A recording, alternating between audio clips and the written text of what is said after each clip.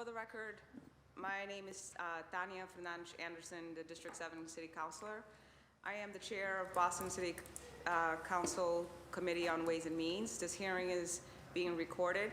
It is being live streamed at boston.gov/city-council-TV and broadcast on Xfinity 8 RCN Channel 82 and Files Channel 964. The Council's budget review process will encompass a series of public hearings beginning in April and running through June. We strongly encourage residents to take a moment to engage in this process by giving testimony for the record. You can do this in several ways: by attending one of our hearings and give public testimony. We will take public testimony at each departmental hearing and also at 2 hearings dedicated to public testimony. The full hearing schedule is on our website at boston.gov/council-budget. Our scheduled hearings dedicated to public testimonies are, or one of them were, April 26th at 6 p.m. and the next one at June 2nd at 6 p.m. You can give testimony in person here in the chamber or virtually via Zoom. For in-person testimony, please come to the chamber and sign up on the sheet near the entrance. For virtual testimony, you can sign up using our online form on our council budget review website or by emailing the committee at ccc.wm@boston.gov. When you are called to testify, please state your name and affiliation or residence and limit your comments to 2 minutes to ensure that all comments and concerns can be heard. Email your written testimony to the committee at ccc.wm@boston.gov. Submit a 2-minute video of your testimony through the form on the website. For more information on the City Council budget process and how to testify, please visit the City Council's budget website at boston.gov/council-budget. That's boston.gov/council-budget. Today's hearing is on dockets 0480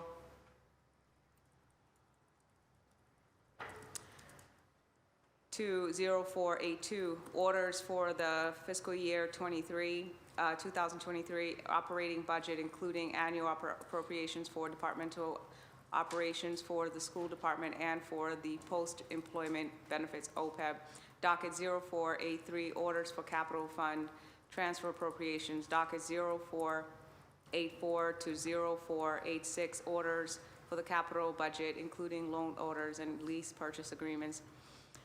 Our focus area for this hearing will be Boston Public Schools, including weighted student funding, enrollment projections, schools with declining budgets, opportunity index, transformation.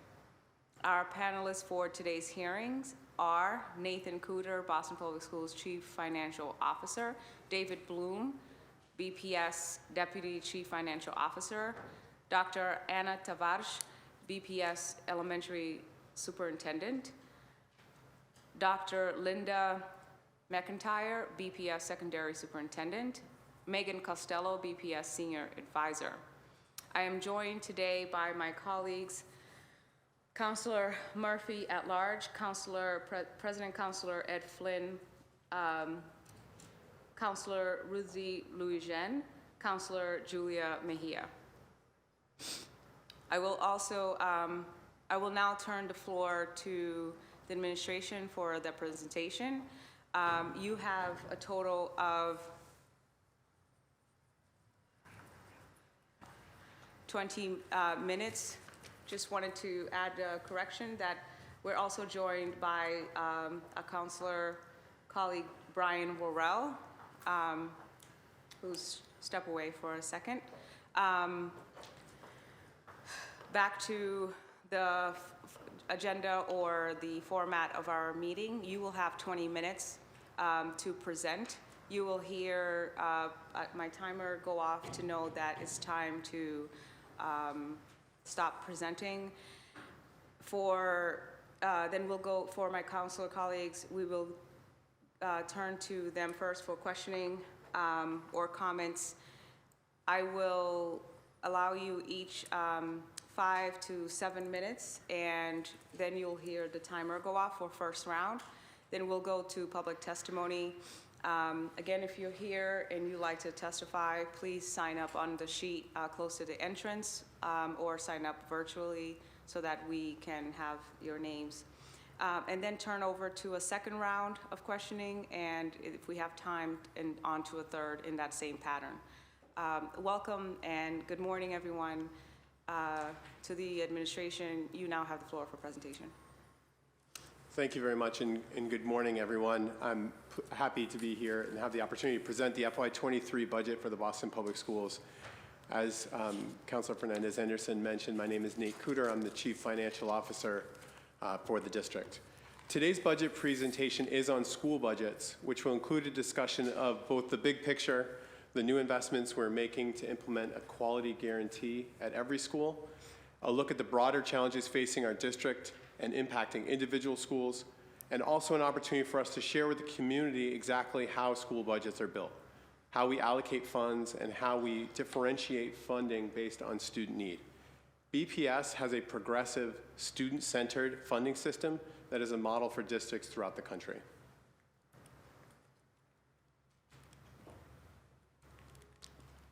I hadn't turned it on yet, sorry. We wanted to start again with the statement from the Opportunity Achievement Gap, focused on making sure that we provide high-quality opportunities for all students in every school. This is, of course, an opportunity that is presented to us because of a 3-year, $100 million commitment from the City of Boston, from this council, and from our mayor. What we wanted to know as it relates to school budgets is that over this 3 years, the per pupil spending, which is on the next slide, has increased since FY20. When we had a per pupil spending in FY20 of $20,000 per pupil, it has increased nearly $6,400. That's the result of both an increased investment in our students, real opportunities and new services, and the result of declining student enrollment, a topic that is appropriate for today as we discuss individual schools. But we wanted to frame this and show that it is a 31% increase in per pupil spending and showing a continued investment in a period of declining enrollment. Many other districts throughout the Commonwealth and throughout the nation, when experiencing this kind of enrollment decline, are not having the opportunity to invest in new services and supports, and we thank you for the continued commitment to our students.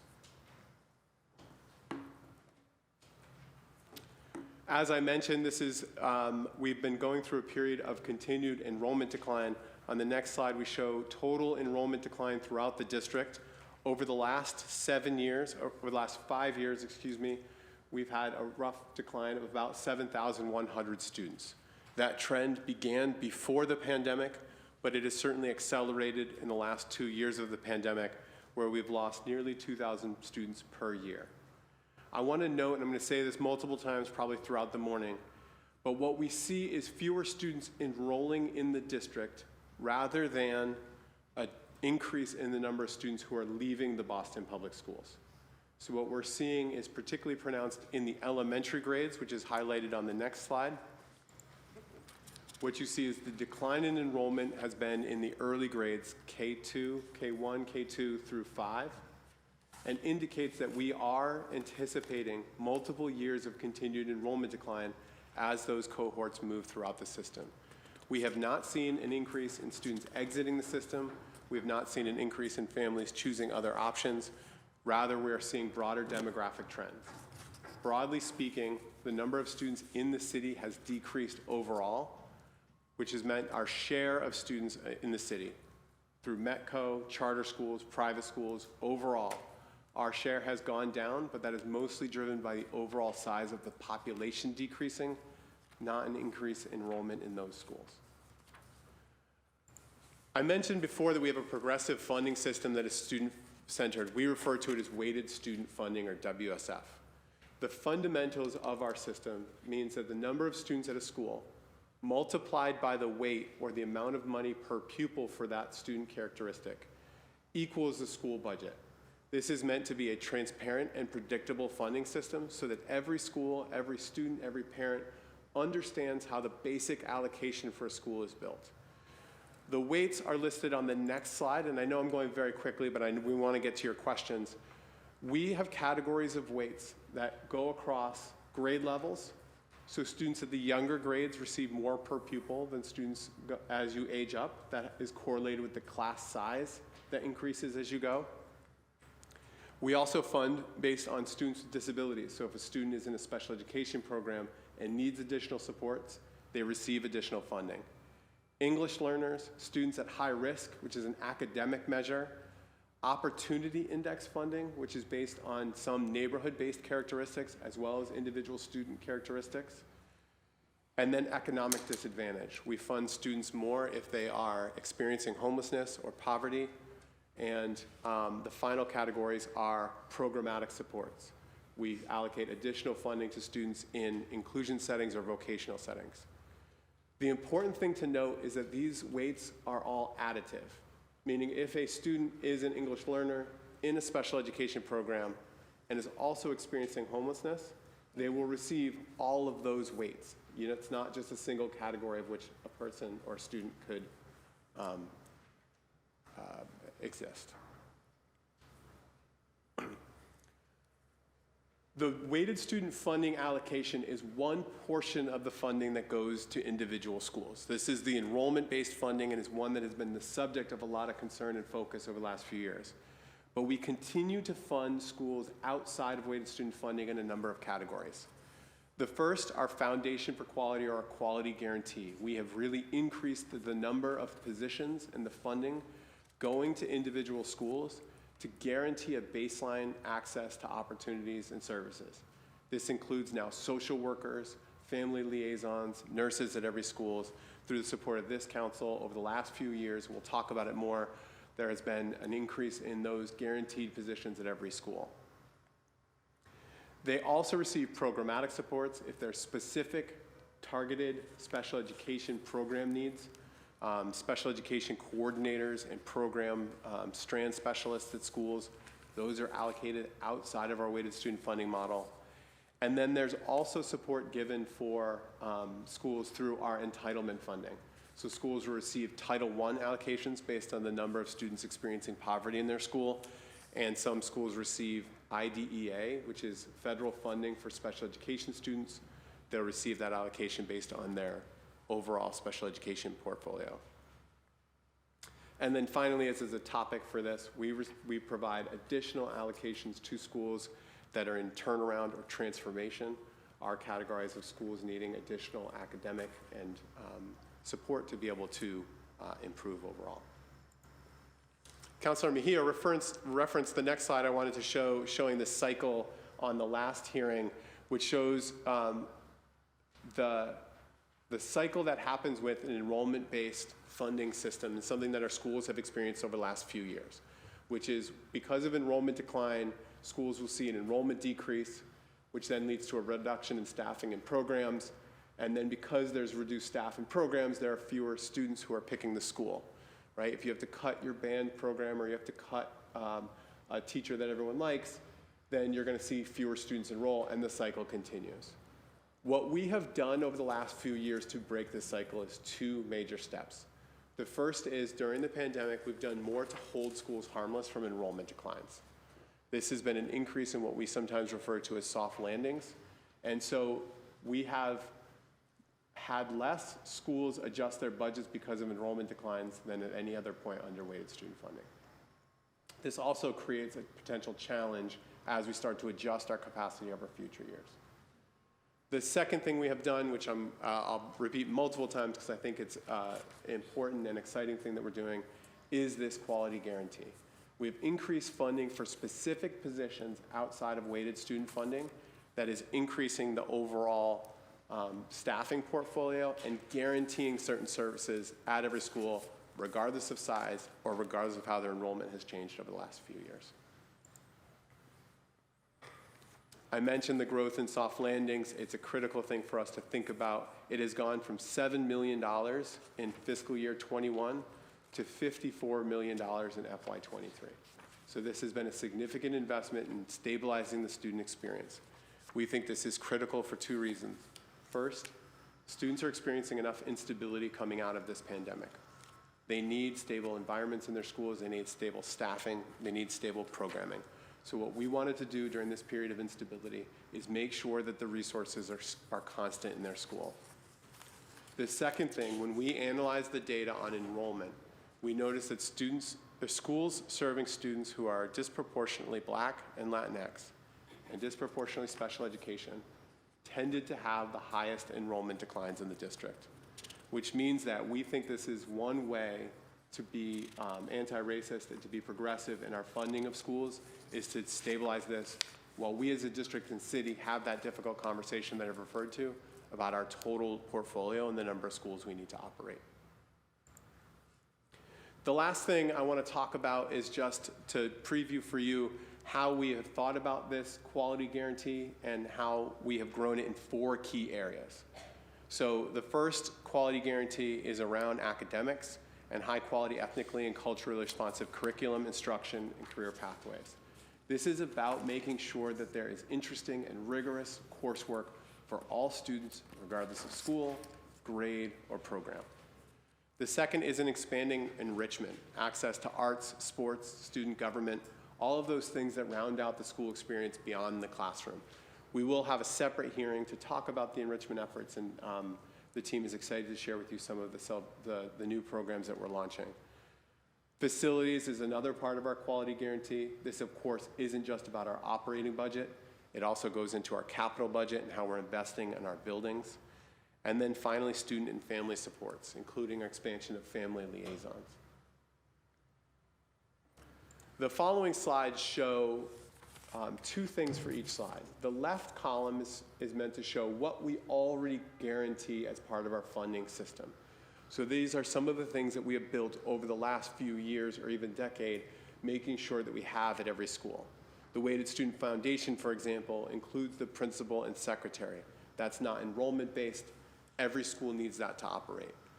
But we've also guaranteed other things as we've grown. The column on the right shows the FY23 investments, that this is what's going to change for students and families. Our goal with this was so that when you're talking to your constituents or a family says to you, what is going to be different for my student next year? It's that right column. It's those investments that are changing what we're doing in schools. So under academics, the big push this year is around access to Mass Core in the 9th grade, that the incoming 9th grade cohort will now have Mass Core at all of our high schools. This is also supported by an investment in 9th grade counseling to ensure that students are on track to graduate and accessing the rigorous coursework that we're adding. It includes bilingual supports and native language programming that Farah Asaraj shared with you on Tuesday, really thinking about multicultural and multilingual learning. And then what we're also continuing to invest in, of course, is in new programming and supports for special education. This includes professional development to change the way we approach instruction and also innovative programs and more inclusive environments. Our enrichment quality guarantee includes access to summer school, athletics. We're investing $1.4 million more in athletics and expansion of a standard high quality arts equipment. And Anthony Beatrice will be here at our enrichment to talk about the new expansion of arts in all of our schools. And then we're continuing to offer, as Councilor Worrell asked us on Tuesday, we are continuing to make sure that all students who want access to summer programming through BPS has a program that they can enroll in. Our facilities quality guarantee started with cleanliness and increasing the number of custodians in our district. We have been implementing over the last year and continue to implement air quality monitoring and kitchen and dining renovations. The My Way cafes are now in all but 2 schools as we expand access to on-site fresh meals in all of our schools. And then for next year, we're going to continue to invest in repairs and maintenance, improving the quality of our existing buildings, investing $1.7 million in new capacity to move major projects forward, and our capital budget includes major transformative projects to rebuild our schools and start us on a path for major construction. And then my final slide is around student and family supports and the quality guarantee for how we need to engage with families. I know Councilor Fernandez-Anderson, you've talked a lot about our need to do better in this area. We started with a full-time nurse at every school building. We've included family liaisons, increased access to social workers. In the next year, we will be expanding access to school psychologists, ensuring one school psychologist for every 500 students, and then continued investment in our social workers for professional development and oversight to ensure that those new investments are doing the transformative work they need to do in school environments, school culture, and then individual student supports. The last slide just shows our upcoming hearings and the topics for each of those hearings. And at this point, I'll turn it back over to the chairwoman for your questions. Thank you. We'll go first to my colleagues for questions. Councilor Murphy, you have the floor. Thank you for that presentation. A lot of numbers to digest. If you could speak more about how long you feel these soft landings will last. And I mean, just looking at the printout and 2,391 projected students for less enrollment for September. First I'd like to know when were those projected enrollment numbers set? Because we know we've lost more families since then. Do you know when those numbers were put into this chart? So the annual enrollment numbers that you see in the chart are actual enrollments. We are also projecting additional decline for next year. The enrollment input, we pull a snapshot in October, just due to the timing of our budget process. That's the latest we can pull actual enrollments and continue to monitor it. So we do anticipate future declines. We're not building it based on. Right, because that's 8 months ago, right? Correct. Almost 9 months ago. Mm-hmm. Okay, I know I made the comment the other day, and as you know, I was a classroom teacher, and we often, every time January was the meeting, you'd sit down with the school council and the principal to look through the budget, and there were hard decisions.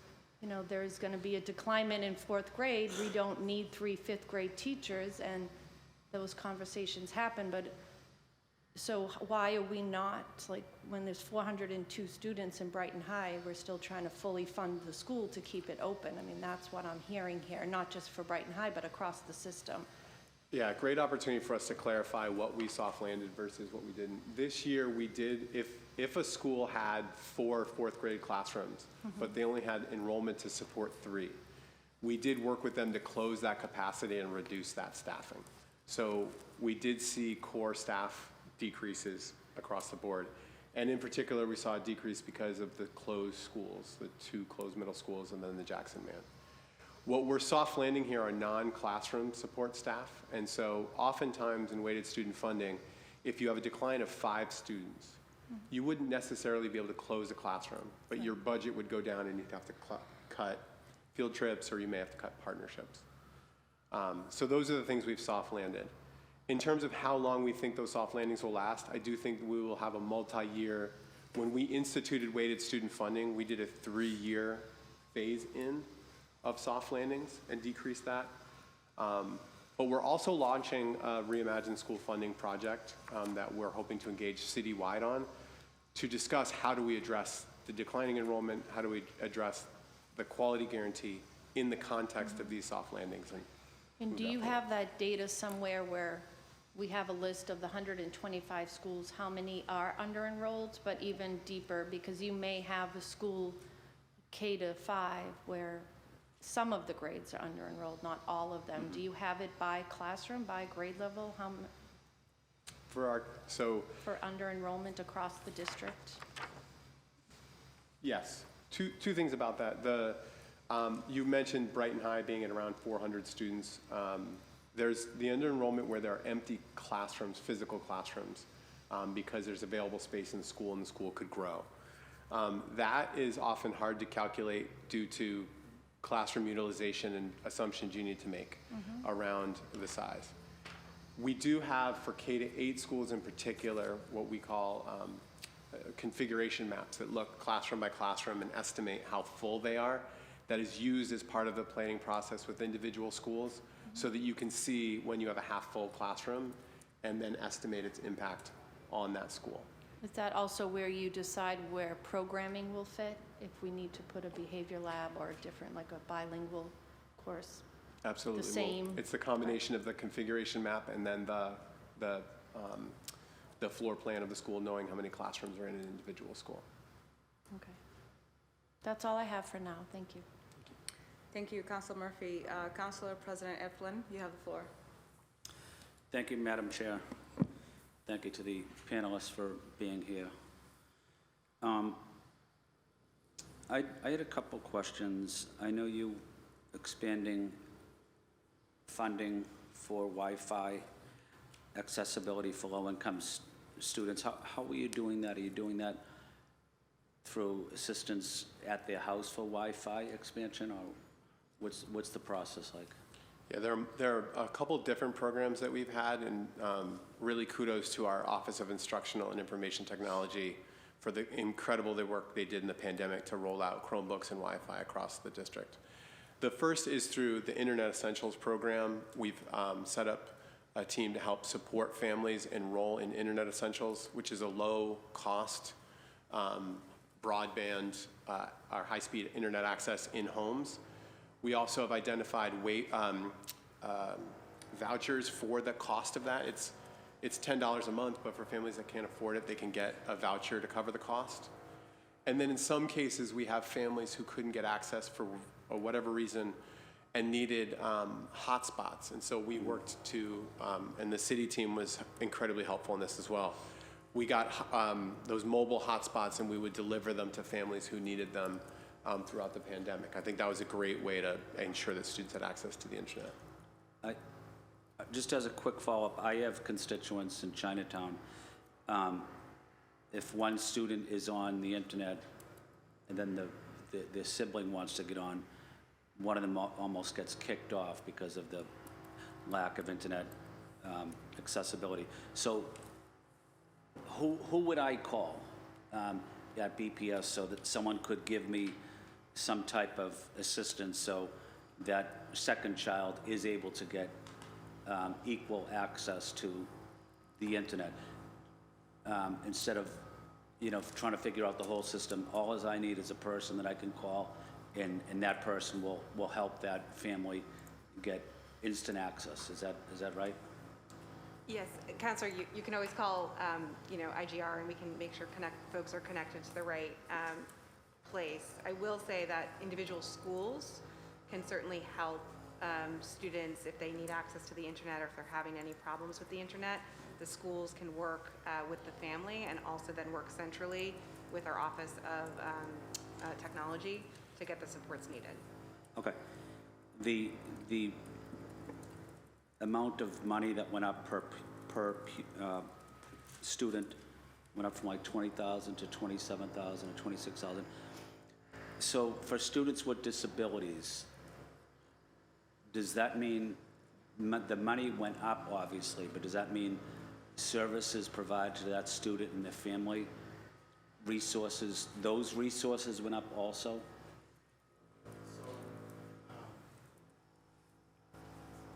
Press the button. Thank you, Counselor. So the per pupil increase went into two things. First would be increased services, like you said. So more social workers, more family liaisons, and things like that are serving different populations of students depending upon the resource.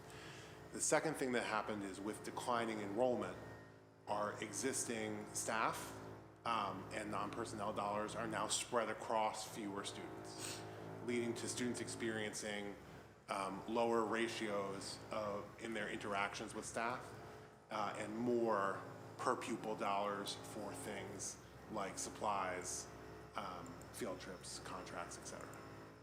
Okay.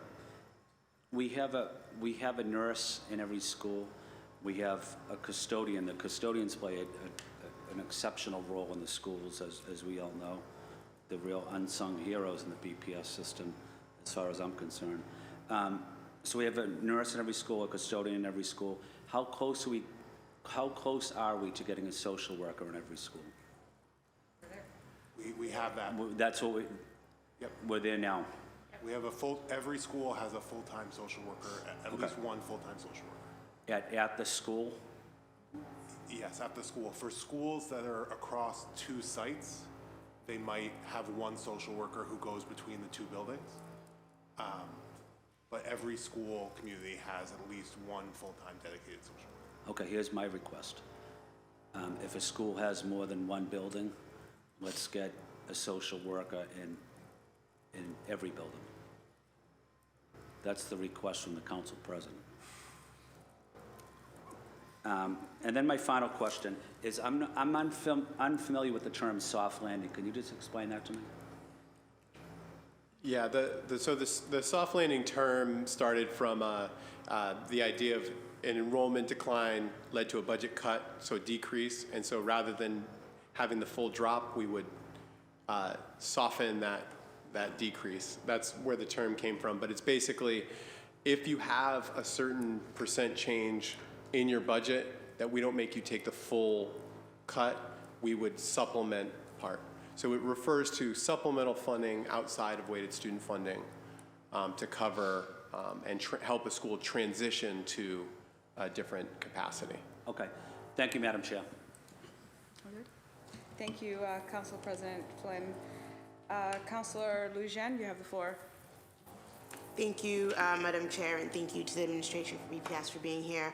I have a question about, I think it's page 14, slide just 14 and 15, where it says the total weighted student formula FY23 allocation says 519, but then on the next page it says 513. Just want to know which number is the number for the upcoming fiscal year. I think it's 519, but, or if there's a difference in the numbers.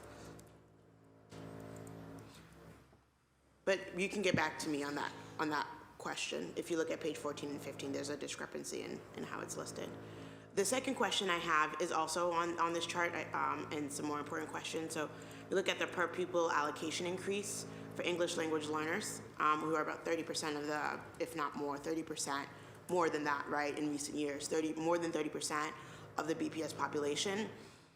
If we're trying to adjust for the needs of the students, $1,198 is only about 18% over the baseline. So I'm wondering, for such a large population within BPS, why aren't we allocating more than just, you know, what I think is a very low percentage over the weighted student formula amount? So it's important here that they also will be receiving grade level weights, the weights for students experiencing homelessness or low income weights. If that that's not true for every English language learner.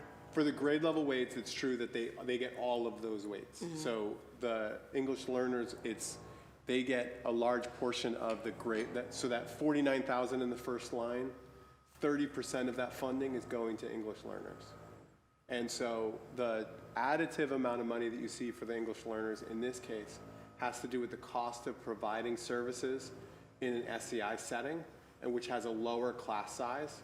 So we supplement schools so that they can have the lower class size for English learners. The other piece that happens with English learners who are in general education settings is they receive pull-out ESL services. They'll have to do small group instruction. That funding doesn't really work in a weighted student funding model because it's low incidence. At some schools you'll have one student one-on-one with a teacher, and at some schools you'll have students who are 5-on-1 with a teacher. It's hard to do that formulaically because there's so much difference. So that funding, we guarantee that every student is budgeted to make sure that they have enough of those English learner services as part of our budget process. So if you look at the overall spending on English learners in our budget, that's just the amount that goes exclusively to English learners for their services, not their whole school experience. Yeah, no, I understand that. I guess if you could elaborate a little bit more on that 30% of the grade level weights goes towards English language learners. Is that in line with their total population? Yes. So for every English learner, they'll receive, if you're a third grade student who's ELD level 1, which is the English learning development level, they're new sort of English speakers. they will receive that third grade weight, and then in addition, they'll receive the $1,198 that comes from the English ELD level weight. And so their total funding will be the additive amount. If they happen to fit into another category, they'll get that money as well.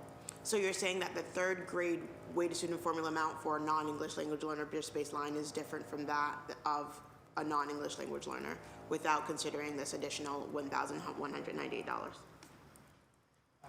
Yes, so to stick on that third grade example, a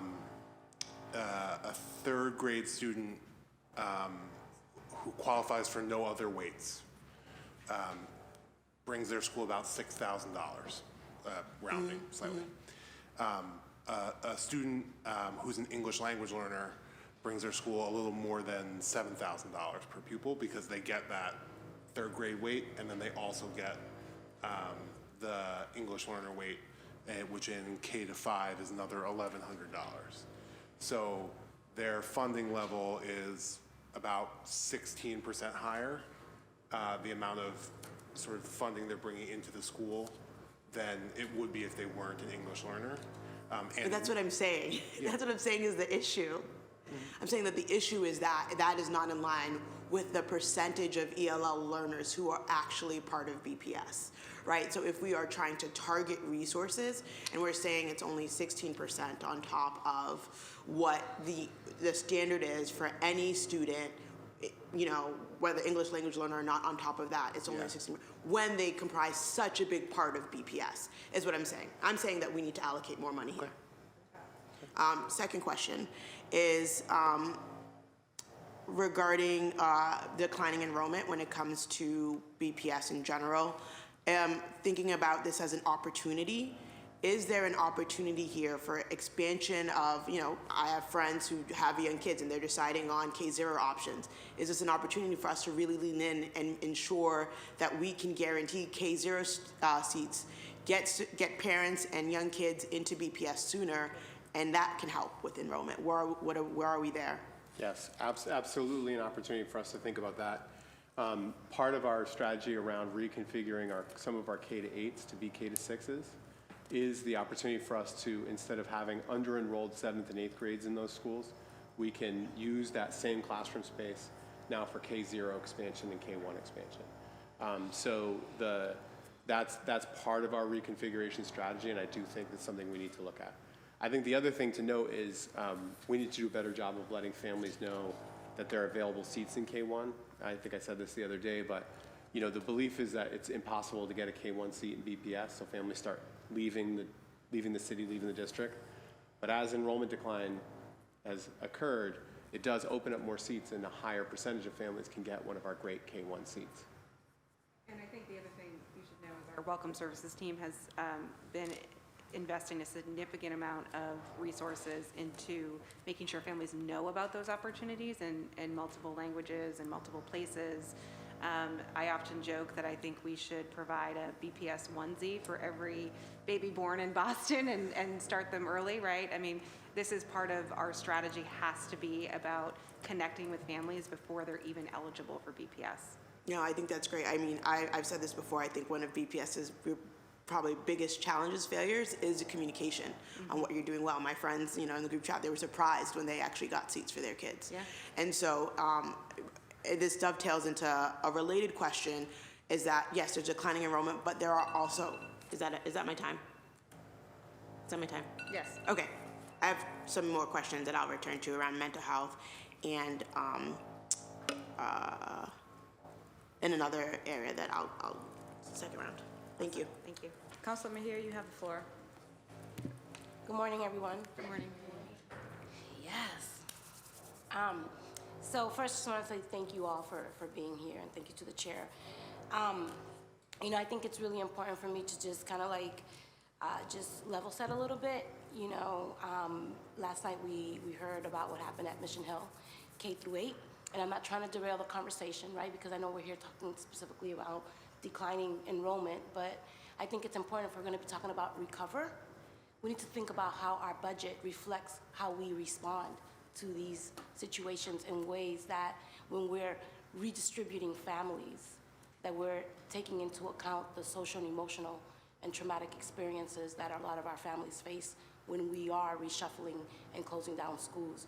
So part of the recovery budget conversation needs to reflect how we're going to be a little bit more mindful and intentional.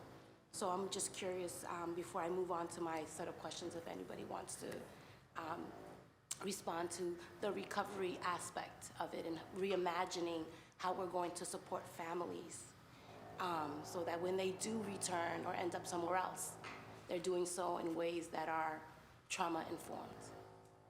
Thank you for that question, Counselor. And obviously, I think what we all heard last night is deeply disturbing, and our main focus right now is on doing exactly that, which is supporting the current families and students at the school with a transition.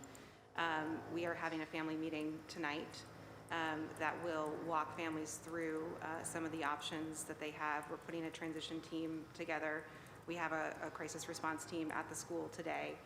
We have, lots of social workers and psychologist support with that crisis response team, and we'll continue to monitor it. It's day by day, one day at a time, and I think that our biggest priority right now is focused on supporting the immediate needs, but it is also a priority to understand from a systems level what the district needs to be doing better. Right, and I'm glad that you said that, Meg, because the other part of that is the accountability piece and the transparency. This is just one incident of many.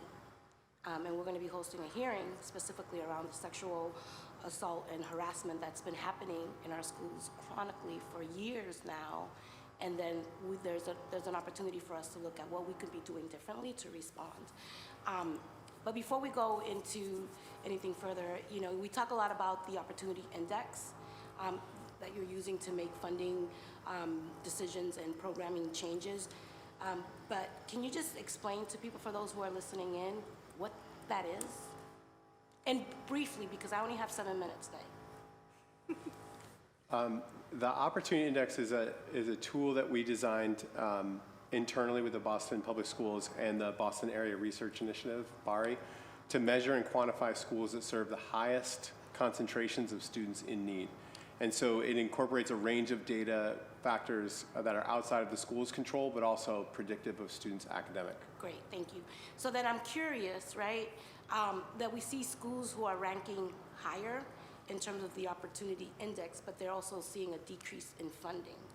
So I'm just curious, for example, Up Academy Holland has an opportunity index of 6.653, yet they're losing 5% of its total funding.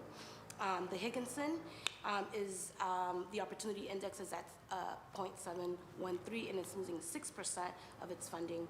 So can you just talk to us a little bit about how you are reconciling with the fact that these schools are ranking higher on need, but they're also losing funding? Can you just explain to us why that is? Mm-hmm. So there's definitely a correlation between the opportunity index of a school and what we've seen in enrollment declines, which is why we've tried to do more to soft land and support schools with declining enrollment. Okay.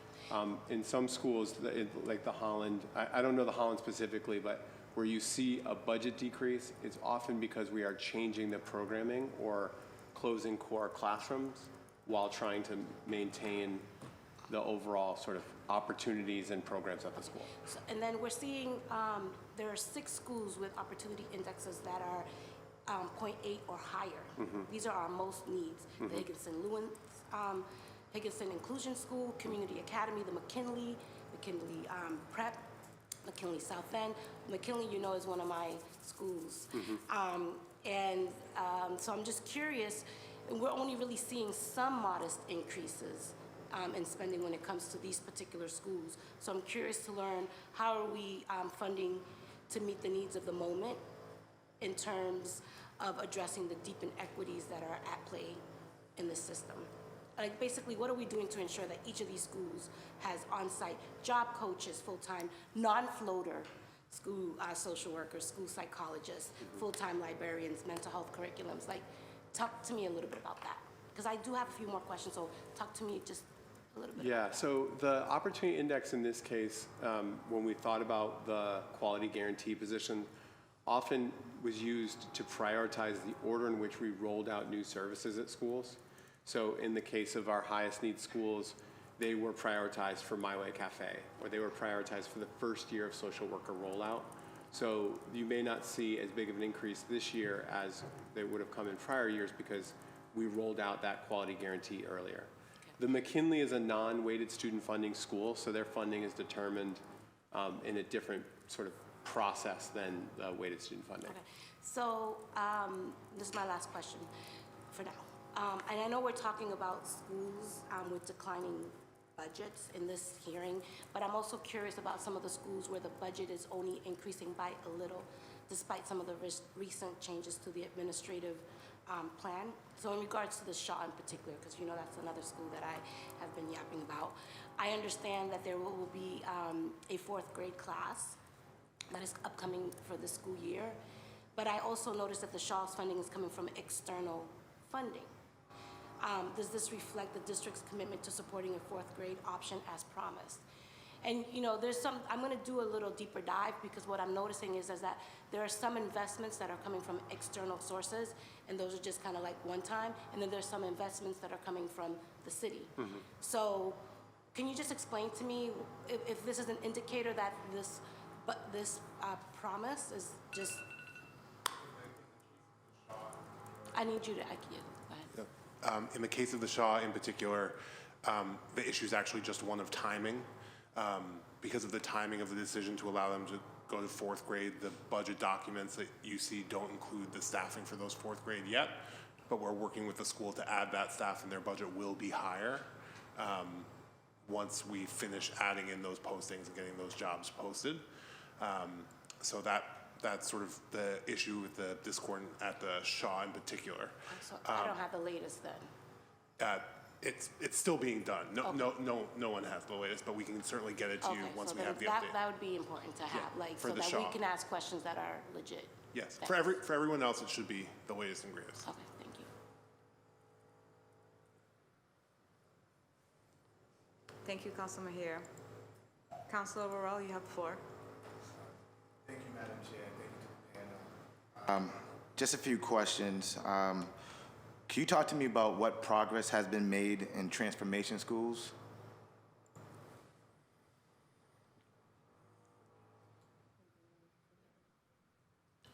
Good morning, Chair and everyone. I can speak to transformation schools. Centrally, we have an Office of Transformation that has worked significantly close with the Department of Elementary and Secondary Education, but also providing data inquiry facilitators to each and every school that is underperforming, along with coordinating services with what we call an instructional facilitator or coach. Each of those schools has been given that as a district investment. So with the data inquiry person and the instructional coach, their job is to work alongside the ILT and do data inquiry services so that they can monitor the progress that the school is making. We're using a system called Panorama that can sort of qualify the data that we see daily. Superintendents are trained in the Panorama system, works alongside a multi-tiered system of support. As you know, that would be one of the greatest opportunities to serve students in a transformation school. Not every student in the school is underperforming, but there is a significant amount that are. And so within a tiered system, you can provide rigorous, challenging opportunities for Tier 1 students, but also more specifically targeted opportunities for Tier 2 or Tier 3 students. Many of our Tier 3 students benefit from our partnerships, benefit from social groups like BAM, WOW, City Year, those kinds of opportunities. So every school has its own culture and their own commitments to what that culture should feel like. Many of our schools are warm and nurturing. There's still work to be done, obviously, but the foundation of the work begins with a warm, healthy school environment where core values are articulated to every child with an understanding between the teacher and the child of those values. We understand respect to be the same as an adult and a child rather than two separate definitions, so we can move through the school safely and progress. In addition to that, we are using professional development from the systems level to engage continuous learning, not only for the school leaders, but for the coaches and for the teachers. We rely on a tool we call the CRI-OP, and the CRI-OP explicitly allows teachers to understand the relationships between the student and the teacher are the key to growth and instruction, and that families are the first line of teaching and learning and must be included in the process. And instruction has to be targeted and has to be relevant in order for students to make sense of it and to build their schema. It has to be rooted in opportunities where students see themselves in the learning process. We're doing away with a lot of curriculum that doesn't allow students to see themselves, right? Old white standards, old white curriculum. We're even changing the design models of what the school looks like. So you won't see a lot of dead white men on the walls in our school, but more importantly, you'll see students working, big pictures of them doing things right or in collaboration with their teacher. One of the challenges that we are really digging down on is discourse. Traditionally, people are taught to be quiet in schools. We are trying to break that and allow students to use their voices and to use each other to learn in the classroom. So we welcome their voices, we welcome their ideas, and we welcome their opportunities to really ask questions. We've taken the mystery out of learning by articulating in every classroom, in every day, with every child, what you're going to do today, what you're expected to learn today. Here's how you're going to learn it. These are some clues to help you unpack the language that might be new to you in this learning. Start the lessons off with that, so we anchor them for success, and then we get them a do now to activate them, and the do now has to tap on who they are as learners, right? So we have to make sense of academic understandings in real life performances for all of our students. And we're focusing on deepening our instructional repertoires around those things without leaving out Bloom's taxonomy or Maslow's theory. Students need to feel safe psychologically. But more than that, in order for students to be safe, teachers need to be safe. And so really focusing on social emotional health for not just students, but for teachers as well, and building communities of practice where teachers can find job-embedded supports rather than go home feeling isolated and lonely. Much like we want children to be engaged, we want teachers to be that way too. And our jobs, Anna and I, as superintendents, are to bring that same level of psychological safety, job-embedded support. You're not alone, we're here with you, with our school leaders. And that's how we keep our communities vibrant, keep them moving, and keep children happy in their learning. We've got a ways to go. We're not there yet.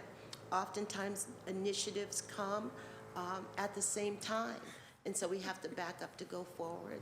We're working on becoming more cohesive and more coherent as a district so that we give people time to scientifically implement initiatives that we deem important. But we are truly focused on rigor.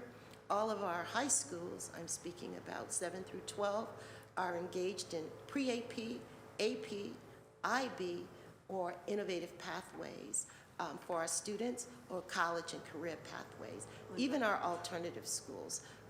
Many of our alternative schools have been left out of those opportunities, but we are really cognizant and committed to making sure that they have access to the same rigor, the same opportunities that children in traditional schools have, or pilot schools have, and no exclusions. Dr. McIntyre? Yes, Dr. McIntyre? thank you.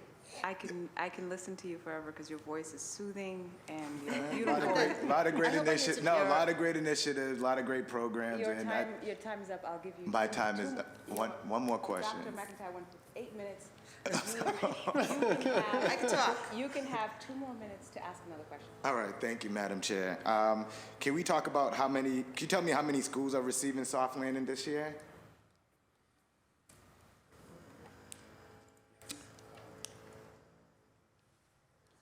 And then my other question while you guys pull up that number is, the school department, as we've talked about, has projected another decline in student enrollment next year.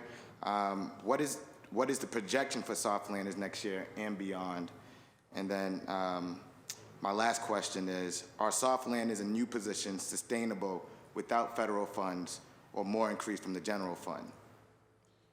The soft landings are general funded soft landings, and the sustainability of that depends on the city's continued commitment to BPS. I will just note the funding to BPS that comes from the state, which is dependent on enrollment, is a very small portion of the overall funding. It's less than, I think, 5% at this point of our overall budget. So it's the city's commitment that allows us to continue to soft land. It does not cost us more money necessarily to soft land every year. It's just, we think of it as potential opportunities that we could be investing in different ways.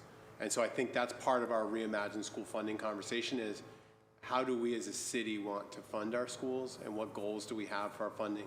Is it stability or do we have other goals? And that could shift whether or not it is considered sustainable in the long run. Answer your question. 96 schools received some sort of soft landing this year for the next year's budget. 96 of our schools. And what's the projection for a few years out? Do we see that number? So that number would only decrease with increased enrollment, which we're currently not projecting. Right. And I will just briefly say that this is where, I think the superintendent alluded to it the other day, we need to think about some of the difficult decisions that we as a district have to make. It is not sustainable. We've seen that number grow year to year. How else could we be using that money, and what decisions do we need to make in order to change where that funding goes? Thank you, Matt. Thank you. Thank you, Councilor Rowe. Councilor Lar, you have the floor. And thanks to all of the folks from BPS for being here today. I think that these hearings, particularly about the BPS budget, are incredibly important because in the absence of an elected school committee, the city council is the only elected body that gets to scrutinize this budget. And so I hope that you can appreciate our questions and the posture that I've taken, and I hope that is the posture that my colleagues have also taken, is a posture of scrutinizing for the purpose of getting you what you need and making sure that we are serving our constituents and that you have the resources to do that. So we're always, we're constantly having the conversation around equity and defining equity. And so, equity means that everybody has what they need based on where they are and where they're standing. So, and there's a lot of conversations around how much we are per pupil spending and equity in our per pupil spending. So can you talk a little bit about how our current BPS per pupil spending compares to other high-performing districts? I think the narrative that we hear often is that we're spending too much money and not seeing enough investment, but typically what we see in higher-performing districts is that they also have much less need than our students. And so I would like to hear a little bit about how that compares. You've put your finger exactly on the challenge of that comparison. When you look at if you did a less sophisticated analysis than you're suggesting, what you would see at the surface level is our dollar per pupil compares pretty favorably to other districts across the Commonwealth, and incredibly favorably across the nation. But when you break down that analysis based on student need, obviously that's a little bit trickier. Unfortunately, the way we collect data as a state makes it a little bit difficult for us to make those comparisons across districts in the Commonwealth, because it's hard for us to, we can think about our own need and how that compares to our dollar per pupil, but it's hard to sort of adjust another district's need, another district's dollar per pupil based on that need. But what we definitely can say is we serve a disproportionate share of the Commonwealth's high-need students with disabilities, a disproportionate share of the Commonwealth's English learners, and those students demand more and deserve more funding, and so our higher dollar per pupil should be something we're seeing. Do you think that we're spending enough? I can always think of something more to spend it on. Beautiful, thank you, I appreciate that. So I want to talk about the weight and how you calculate the weight. And so it doesn't look like there's any change from FY22 to FY23 in the calculated weights. But in recent years, have you made a decision to change what the weights are, and what considerations do you, what do you consider when making changes to the weight, and how do you calculate it right now? When I think about the weights in the formula, there are two big categories. Those that are based on an underlying assumption of staffing needs, and those that are sort of not anchored to any specific purpose or staffing assumption. So grade level weights, the English learner weights, the special education weights, those categories are really based on our staffing needs of those students. And so we have updated those weights since weighted student funding, and there's a table available online. We can send it to the council afterwards that shows how the weights have changed. Thank you. Those weights change based on the changes in how the cost of teachers and paraprofessionals change, or staffing needs of programs change. So if we decide that a program needs 2 paraprofessionals instead of 1 paraprofessional, we'll have to change the weight. We have added weights for homelessness. Since I've come into BPS Finance, we've added weights for homelessness. We've added weights for the Opportunity Index. Those we put in with additional funding to make sure that we're serving students and differentiating it. And so we always have the opportunity to reevaluate and add weights if there are categories of students that you think are underrepresented or not appropriately funded in the model. Thank you, I really appreciate that. I have a question about I have a question about school improvement grants, and I'm wondering if that's better suited for the opportunity and achievement gap this afternoon. I would start, you can certainly start with us today. And we Okay, can well, do our best. I have one that's specific for this, so I'll go there, and if I have time, I'll go back. So, and this is specifically around the Opportunity Index and partnerships. Can you describe a little bit some of the partnerships that the district is able to fund for schools that have qualifying Opportunity Index scores? Maybe if you could just choose one school that has a high OI and maybe talk about the partnerships that they hold, and how does this compare to our schools where we see private 501c3 fundraising in the hundreds of thousands of dollars that, you know, they're ultimately supplementing, kind of like we have schools that are able to supplement with this fundraising. And so if you could give, some of our most sought after schools actually are basically filling in the gaps because they have more financial resources. So can you share a little bit about that? Yeah, I'll have to pull up the data on an individual school and share that with you. But the thing I will say is you hit on exactly one of the reasons why we set up the partnership fund the way we did. It only goes to certain schools, and it only goes to schools with higher opportunity index because, in part, we believe those are schools that have the least access to outside fundraising and outside supports. So we feel like it's our mandate to provide those additional dollars to those schools directly and to set those aside for the kind of partnerships. Okay, and my final question, I'm gonna ask about alternative schools. If you haven't been able to tell, that's my jam. Is there an extra weight for students that are in alternative schools? Because I see the students with limited or interrupted formal education and then high-risk students. Yeah, so the weight that would most likely qualify for alternative schools would be the high-risk 9th and high-risk 10th grade weights. Beautiful. Thank you so much, I appreciate it. No further questions, Madam Chair.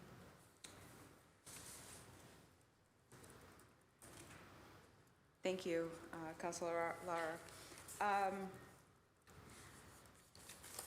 I typically like to surmise or paraphrase things at the end of every conversation because it helps with communication.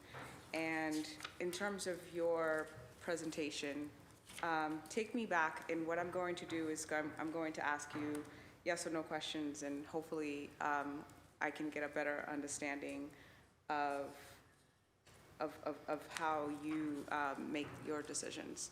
And so starting with, for example, with the promoting equity by differentiating funding by student based on student need. So what I see is a bunch of numbers, and then I see projected students, so basically how many students you feel that would fall under those categories, correct?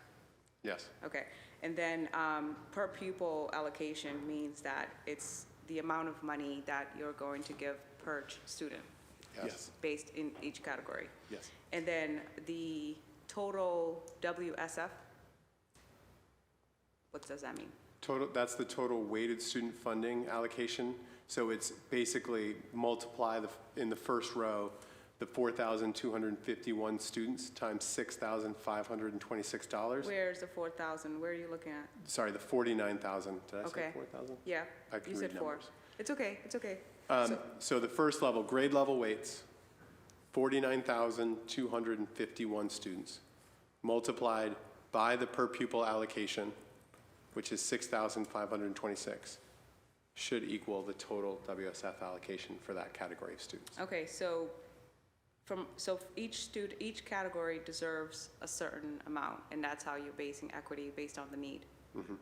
Okay, and how did you decide that, for example, English language learners need 1,000, and that grade level weights, what's that? That's how much a third grader gets, versus how much a fourth grader gets. Okay, and then obviously students with disability, but then programmatic supports?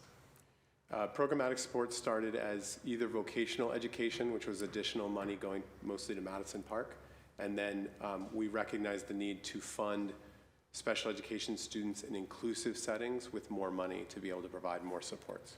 Okay. So those are the two programmatic supports in that category. So then you break that down, you break that down in equity, but then we look at your, I want to understand, what is the process of actually like prioritizing what schools gets what, supported by the city? So this is the primary mechanism for allocating funding to schools. We then, over the last few years, the superintendent has set the vision of the quality guarantee and has identified the positions that she expects to see, or that we expect to see as a city at every school. So Thank you. And then, so I'm not trying to be short. You know, I have 7 minutes too, right? I'm trying to be fair. So then if it's equity, then we look at the total city planned spending for year FY23. And then let's go through those towns, okay? Then we have district, for example, District 1, Charlestown, getting 32,000, and then it includes Edwards, Horace Mann, Warren, Prescott, and then it breaks down like all the amounts of monies that, and who's getting the most. So, for example, Charlestown getting the most to the least of being one of the schools that are in design. Then you have District 2 getting 215 million because they have a new school coming. District 3, that includes Dorchester, getting 15 million. And then District 4, that includes Dorchester, what are the towns? That's it? Is it just Mattapan, 16 million. And then District 5, that includes Mattapan and Rosendale, only 10 million. And then District 6, that includes Jamaica Plain, Roxbury, West Roxbury, only 13 million. And then District 7, that includes a whole lot of schools, so Dorchester, Roxbury, Fenway, and South End, 101 million. District 8, that includes Back Bay, Fenway, Mission Hill, but way less of a population, 140 million. District 9, Alston, Brighton, only getting 2 million, and then various cities, which is like 210 million. How do you prioritize based on equity and the need and where the students are according to what the city has prioritized? So the table that you're reading from is the total budget for the schools in those boundaries. And so it's based on the total enrollment of those schools and the needs of the students in those schools. So you see the Fenway downtown population, there's a number of schools that are down there, even if there aren't as many residents who attend school from those neighborhoods. That Fenway one is the 200 and something million. It's the Arts Academy, right? That's getting built. But then you got, the other one is the Josiah Quincy in Chinatown in District 2 that's getting 193 million to be built. But I'm asking you, based on equity, and how many schools would you say needs to be rebuilt? I think the numbers you were reading, were they from the capital budget or were they the operating budget table by neighborhood? Capital. Okay. So how many schools would you say needs to be rebuilt?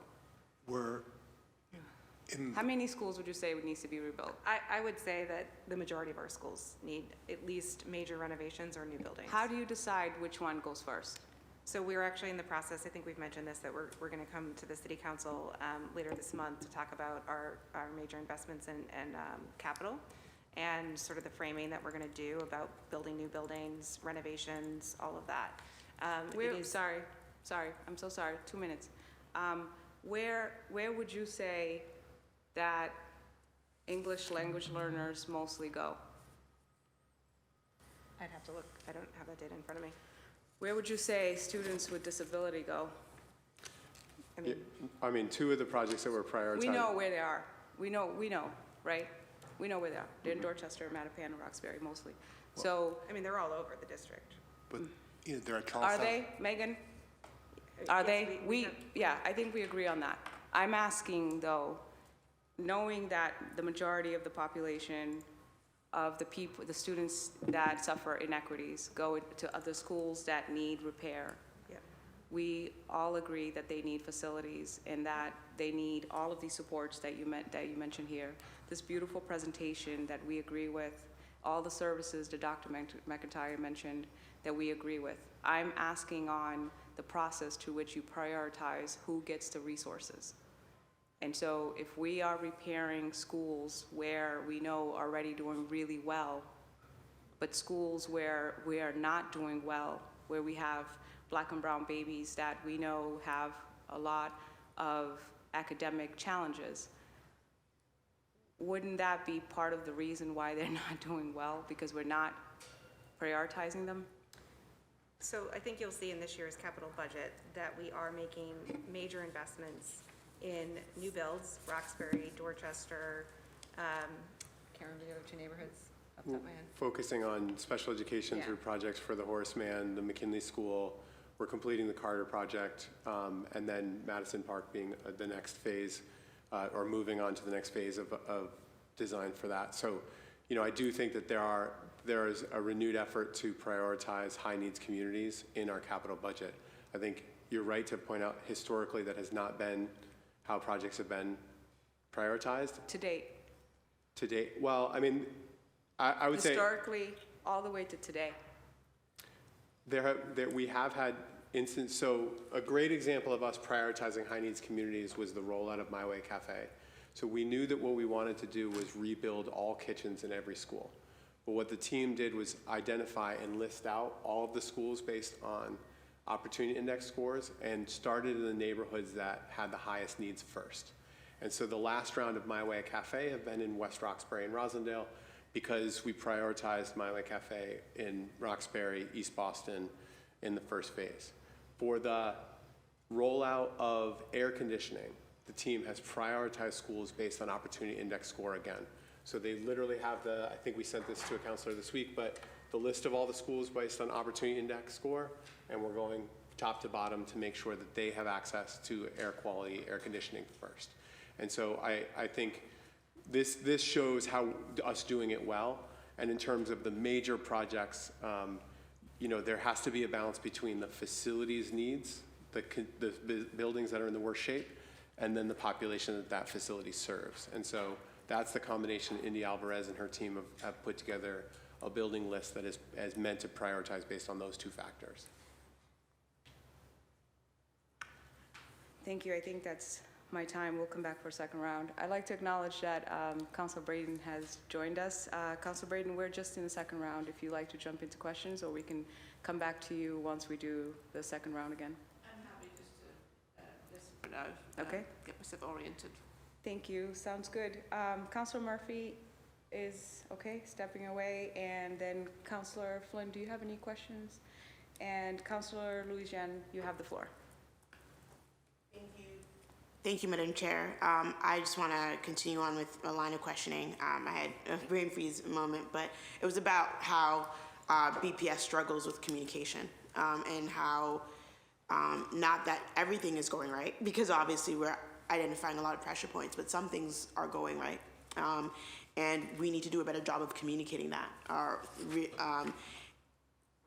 You know, I think I had a conversation with some folks at BPS who talked about how there are actually instances where we are getting students back from charter schools who decide that's not the fit. Lots of new stories, but we're not tracking that data to build upon those stories, those students coming back and saying, you know, how do we build upon our successes? So why aren't we doing a better job of tracking that data? We, you know, especially if we're having a conversation about declining enrollment. But there are areas where we are seeing increased enrollment and where we are doing a good job of attracting students back into BPS. Why aren't we doing a good job of collecting that data and building on that success? So Monica Hogan, who's our Senior Executive Director of Data and Accountability, will be here this afternoon. She can definitely speak in more detail to the types of data that we have access to. My understanding broadly is that we do have information on individual students and where they have been before BPS and then where they are now in BPS. So we can pull those types of things. Do we? I'm not sure. Is that something we look at? I think that's a question that, you know, we would need experts to answer. I will say more broadly on communication, I think your point is very well taken. I think this is an area where BPS is trying to be way more intentional. You know, it started with translation and interpretation services, all 9 languages for every school committee meeting, you know, all of, you know, public meetings for individual schools, IEP meetings, right, with families. We now also, I see it as we have to tell the story of BPS. We have to tell families what this quality guarantee is, and we actually have to meet that quality guarantee at our schools, right? There are some schools where we are hitting the mark on many of those pillars that we talked about, and there are other schools where we are far behind. So if we want to really attract families, if we really want to recruit families to come to BPS, it is about making these investments and building towards that quality guarantee. It does not happen overnight, but it is incredibly important that we do that so that we can tell that story and attract those families.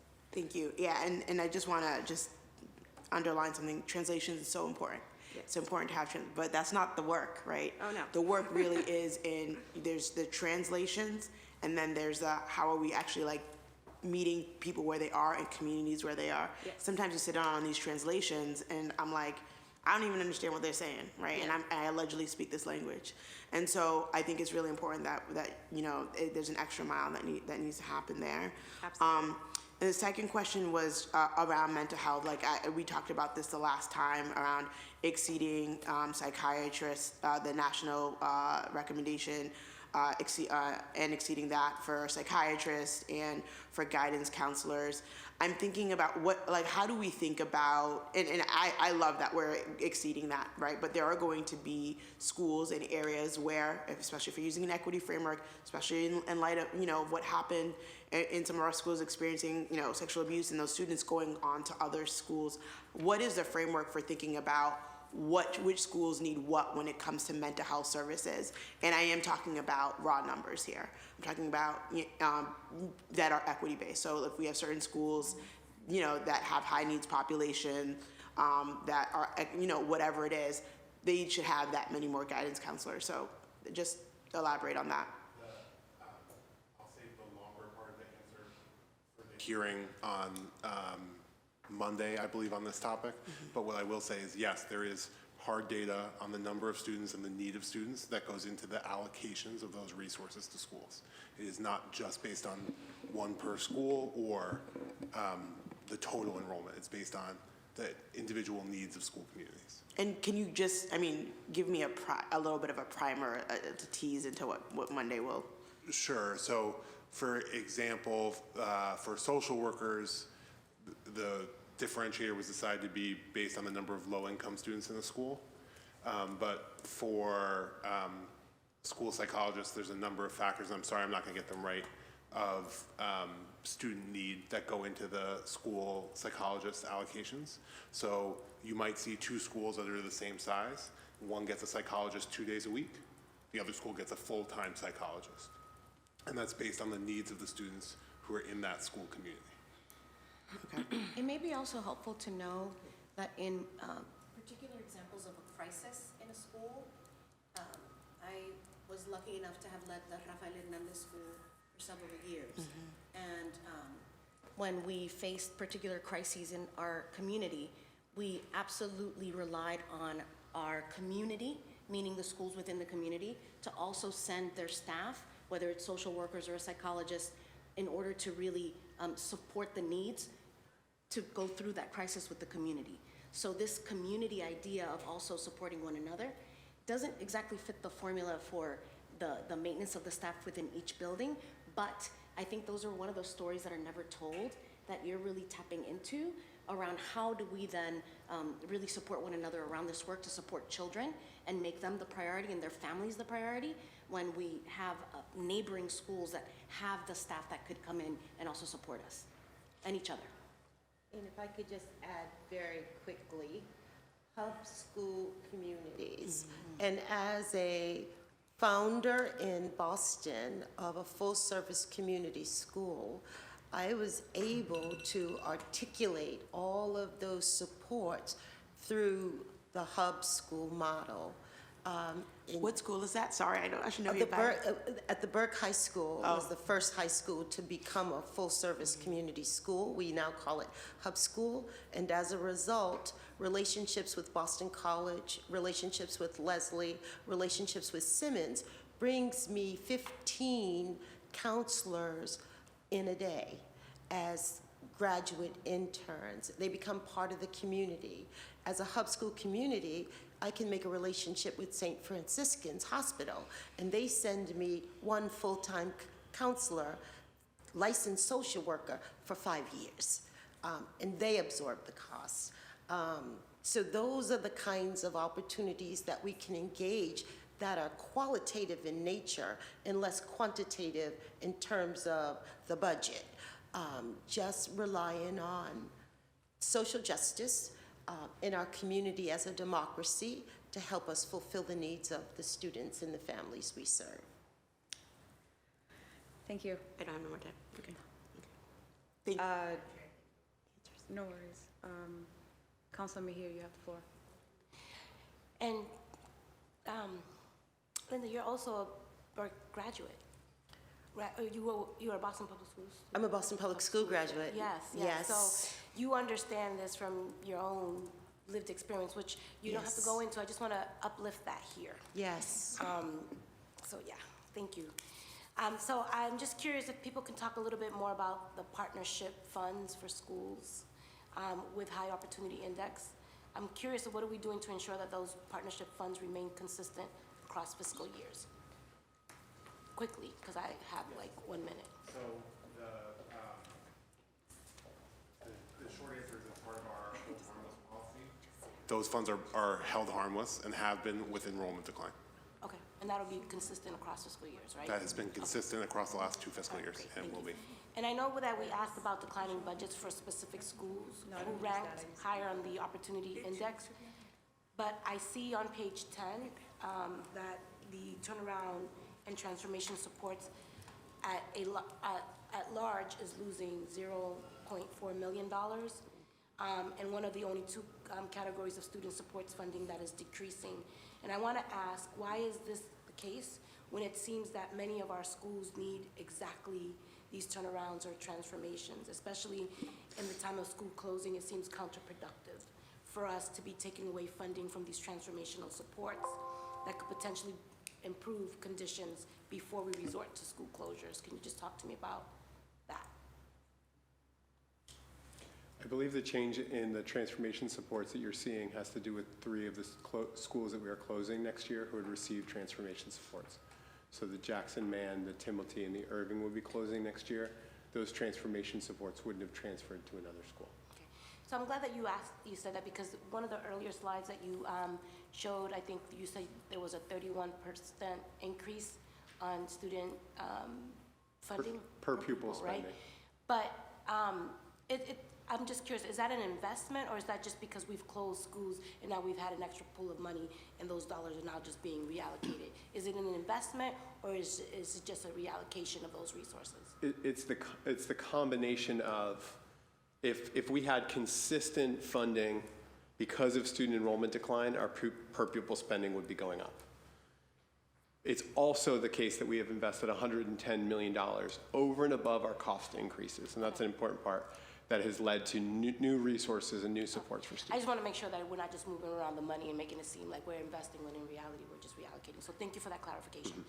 I want to follow up on Councilor Louisiana's question around weighted funding for ELs, because I think it needs to be reflected on the percentage of the EL students that make up BPS, because I don't really think we got a real answer for that. I'm still a little bit fuzzy. So specifically the ELL task force, which I was appointed to prior to being a city councilor, they've been asking us, and we've been talking about this, for data to be broken down around the ELL students so that we can better inform our funding decisions. And I'm just wondering which data is informing the decision to create only that additional 101, I think it's like 1,100 funding for the third graders to continue, for example. Yes, so that dollar amount is set based on the lower student-teacher ratio or decreased class size that those students receive services in. So that's our calculation of the increased cost of providing that lower class size. Okay. All right, and then this is the last thing that I'll say before I get put on mute, is that what I find to be really interesting is we've been talking about communication, and I know when I navigated the situation as a parent, I don't think that we are investing enough in actually thinking outside the box. Like, we put billboards. I know that was an investment that was made around sign up, discovery, the website. You guys have done some investments, but to Councilor Louis-Jen's point, is that we really need to start really thinking about going to, I always talk about the laundromats, the barbershops, the hair salons. Like, we need to get out of our own comfort zone and really hit these streets if we really want to see increase, right? And then the other piece of it is that while I really do appreciate the data and accountability conversation, is we're also needing to ask our families, why are they leaving? And I said this in 2020, and I said it in 2021, and I'm saying it again in 2022. What information are we gathering from families as they exit BPS? So that way we can make sure that we're addressing those concerns, and then base our funding allocations and our supports on that data. I've said it 3 years in a row, and I'm going to go back to you, Nate, because you're the one that's been the longest here. Why have we not done that yet?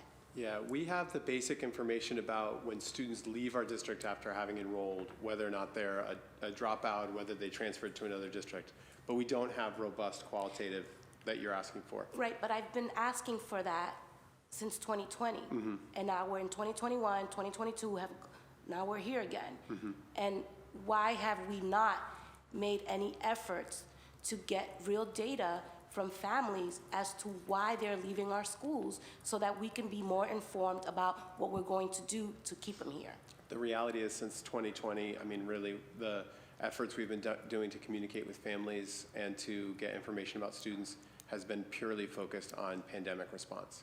We've not been in a position to go after this information or use our teams in that way. But that's not true, because I've worked in the education space, and with Panorama, we created a community-centered survey that we were able to ask families specific questions around school safety, around trauma-informed, around how welcoming they felt in these schools. And it was that survey that really informed a lot of the advocacy that our parents were able to do in Boston Public Schools. So there are tools. We do surveys for Right, families, so for I'm sure. just curious about why we're not utilizing some of these tools to ask in the exit. I think what I will just say, just to build off a little bit of what Mr. Krieger said, you know, what you're asking for is not unreasonable. It's a matter of capacity, and it's a matter of, you know, investing in new programming or new ideas that we, in just the past 2 years, have been responding to and still are very much in survival mode every single day of getting through this pandemic. And I don't think people realize how challenging that has been. Thank you, Megan, for responding. Can you take it a step further and speak to whether you would make efforts to actually either collaborate with the council to actually consider her proposal to take action? Yeah, this is actually something the superintendent wants. I mean, she has talked about, we need to understand, you know, not just why families are leaving, but why would they come to us, right? There's lots of qualitative data that we could collect and we could collaborate on.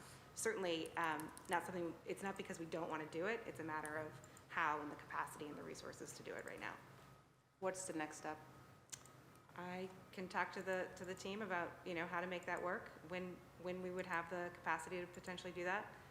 I talk to the counselor quite often, so happy to follow up with you directly too. Thank you, Councilor Mejia and Megan. Councilor Roll, you have the floor. Going back to one of my questions,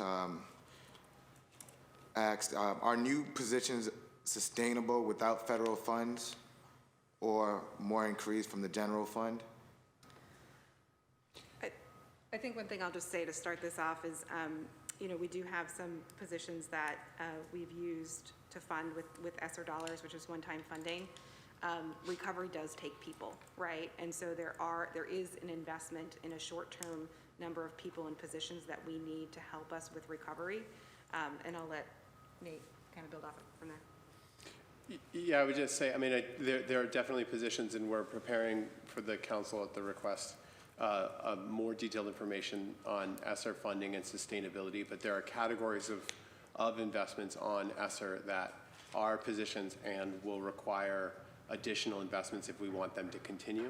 And then, of course, there is the opportunity for us to rethink how we use existing general fund dollars, the city fund dollars, to, you know, to potentially bring those investments off of external funds and onto our general funds. And that is by sort of reallocating our resources away from soft landings, you could then move them into the investment category.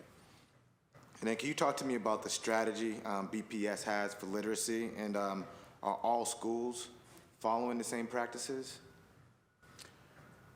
Probably Lindsay would be best to answer that. Yeah, happy to have them kind of brief us a little bit on literacy. I'll also just note the academics team is here this afternoon to talk about literacy, but I don't, if there's some, yeah. So we're focusing our learning around the instructional core. And we talked briefly about this before. And the instructional core speaks to the relationship between the teacher, the content, and the student. And if one of those things shift, everything must shift. It's assimilated. Within that context, equitable literacy is thought of as liberation, right?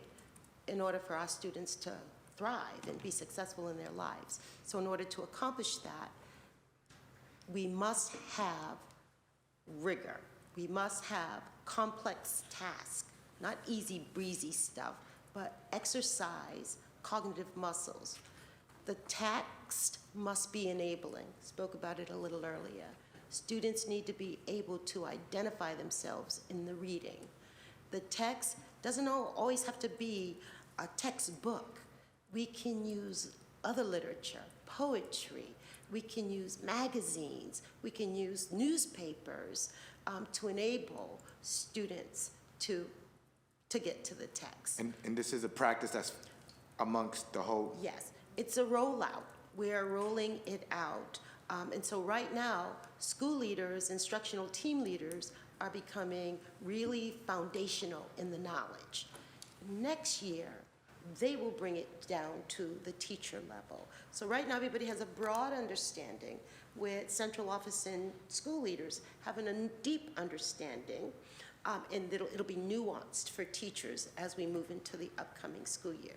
But the most important thing is complex writing on grade level, not watered down, relevant, right? It means something to me to learn this, and relevant and rigorous. Awesome. And then can you talk to me about graduation rates and how accurate are they now?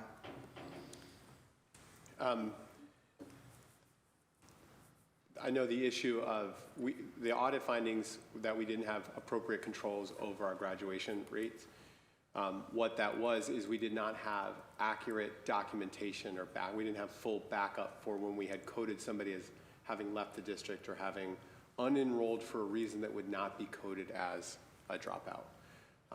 Since that time, the superintendent has directed the finance team to develop an internal controls office, and we are in the process of putting in internal controls to ensure that we have appropriate documentation. I want to note that and I'm sure Megan actually probably has a better talking point on this, but it's not that we were inaccurately reporting what students had done, it's that we had insufficient proof that, according to the requirements of the state, that we had accurately reported the graduation rate. So, for example, you know, if a student has moved, right, or left the country, you know, teachers and staff and principals might have that information, they might know that information, they might have a text message that says that, but they might not have the plane ticket or, you know, a more substantial piece of documentation that is required by the state. So it's complex, right? It's not as simple as we just are doing this inaccurately. Just end there. And then my last question, Madam Chair, is can you talk to me about the attendance in Boston Public School and what we're doing to improve attendance? So can I take a shot at that one? So the way I look at attendance, more specifically at chronic absenteeism, is through the lens of an engagement gap, right? Some of our students are legitimately not in school because they live too far away, they're homeless, or they have problems in their own life space that prevent them from getting there. Others of our students have been so horrified by the effects of the pandemic that they're working, and they're not telling people they're working until we get to them to learn that information. And once we learn that information, it's up to us to develop an opportunity for the student to remain engaged in school while still helping to meet the needs of the family. And this is new stuff. We're struggling a little bit with that. And so there are a myriad of reasons why students are not coming to school, but they're all based on engagement. So the stronger we get in our understanding of the cry-up, building relationships, being able to communicate, creating trust, the more we'll have access to the knowledge of why they're not there. Now, we have attendance team meetings weekly. We have student support meetings weekly where we are identifying each student, why they're not here. We're contacting the home. We're going out to do home visits. Yesterday was an attendance meeting, and what we did was create opportunities to engage street workers and other people who work in the evening to do the home visits in the evening on the students that aren't answering the doors or the parents that aren't answering the doors during the day. So we just have to figure out the engagement gap and how to solve it. Thank you. Thank you, Councilor Orrell. I'd like to acknowledge that our councilor colleague, Councilor Flaherty, has joined us, and now we'll turn to Councilor Lara. You have the floor.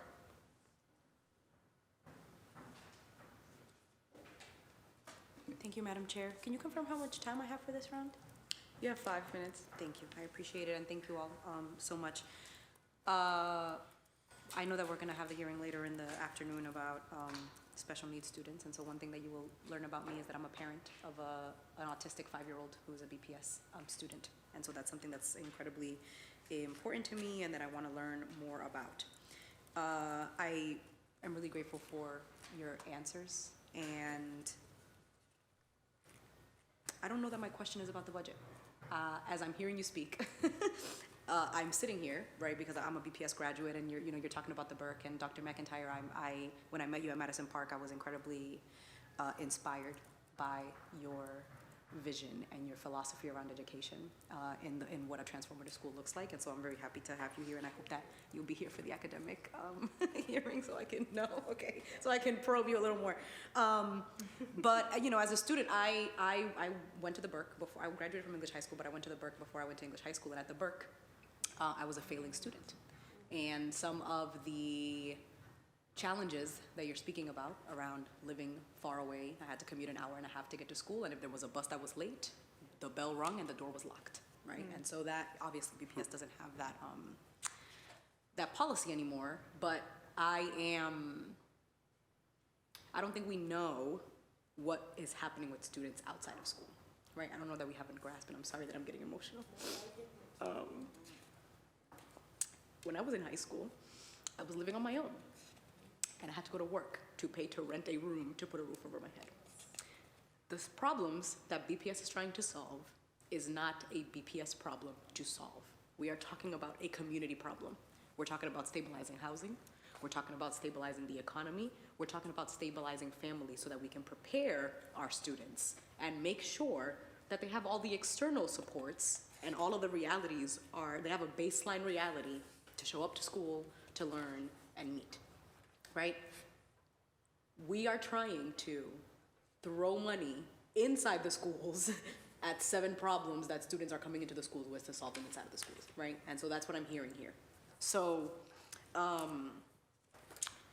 I will keep my question for the special needs for the hearing that is later, but I want to bring that into the space because I just, you know, I'm hearing that, and I'm just like, BPS is not solving every problem. It's not the job, and it's not your job, and it shouldn't be your job to solve every problem.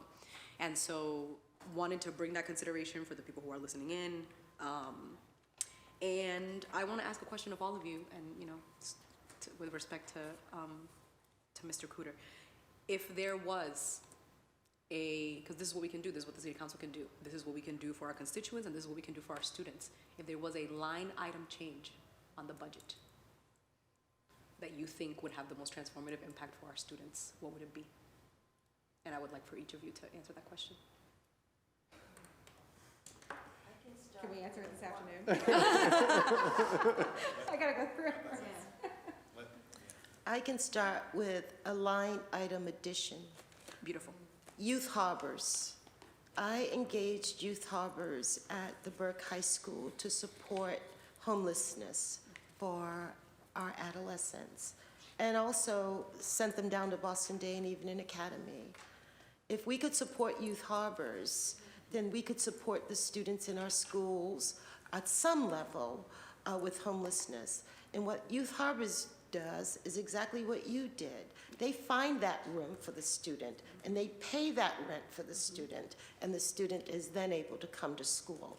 Then they offer that student outside support in order to have a part-time job, in order to build mentoring and social emotional support around whatever traumas they're experiencing as a result, but they stabilize them. Yes. So if we could add that and add some money to support Youth Harbors, to support our loved ones, we could address some of the homelessness that our adolescents face. Thank you, Dr. McIntyre. I'm going to take a line from Dr. Mack and also add a line. There we go. And that line would be the arts.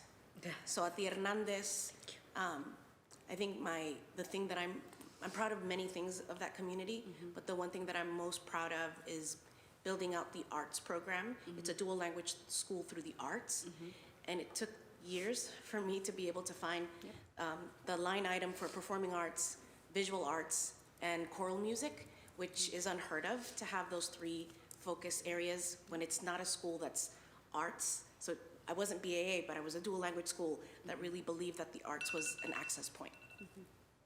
Sorry, Madam Chair, if I'm going over my time. Do you mind if they respond? No, I don't. Thank you.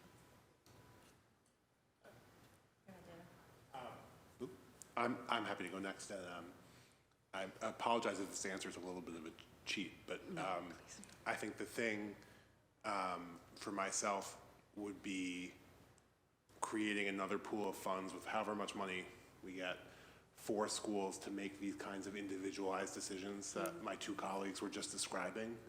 I think, and I'm stealing my boss's answer, so he can yell at me later, but I don't think we feel like it's really our place to make those sorts of decisions about what content or academic program or support might be best. Our job is to help cost out how much it would cost to do it. Yeah. And so I think doing something like giving schools a pool of money, be it expanding the partnerships that we were talking about, be it creating a new opportunity index-based, doing something based on English learner status or special education status, I defer to the experts on what factors we would use to help schools make those school-based targeted investments and to really prioritize the schools with the highest needs first. Thank you. Oh, sorry. Go ahead. Yes, okay, if we're over time. Go ahead. Okay, thanks. I think, my colleagues brilliantly covered a lot of things that I too care about. What I am really focused in on and what the school committee, I think, has also been really talking about is a major investment in our facilities. And while that doesn't necessarily, our beautiful buildings don't make excellent schools, it's the community that's in them that makes them excellent.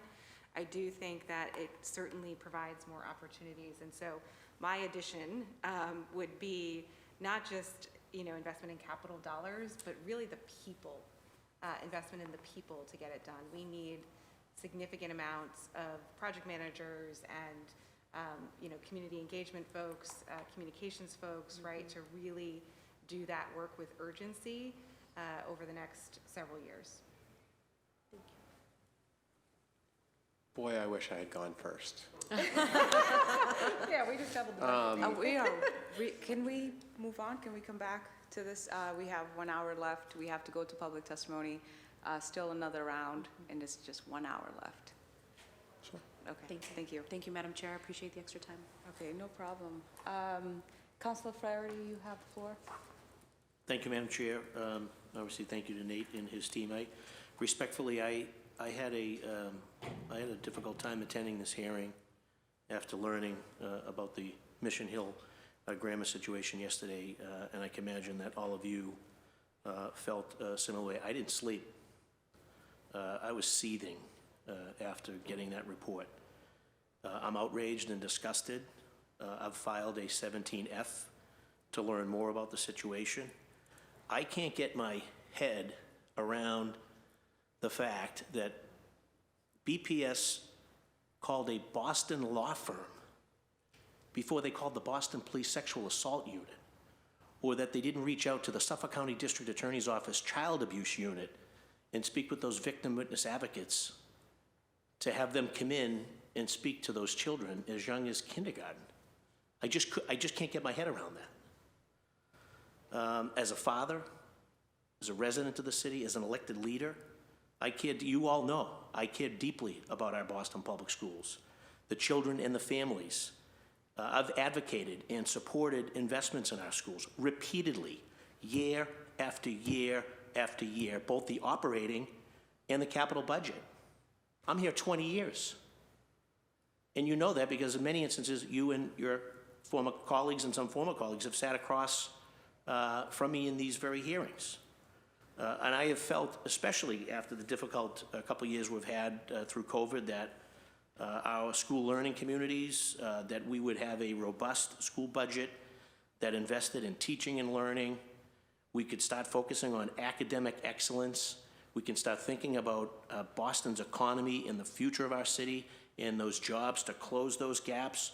Talk about social workers and family liaisons, art and sports in our schools, as well as introduction and expanding STEM opportunities. And that said, I'm extremely unsatisfied with the resources and the outcomes that we deliver for students and families on the whole, year after year after year. And I hear from parents across the city, they feel that, that their children are inadequately prepared for life after BPS, and they don't even feel safe in the schools. I'm losing faith. And I've been a staunch ally and advocate for public education and for the children and families that attend the Boston Public Schools, all of our children. As a citywide councilor, 22 wards, 255 precincts. You know me, you know I'm in those schools, you know I'm in those neighborhoods. And I can't get my head around this one.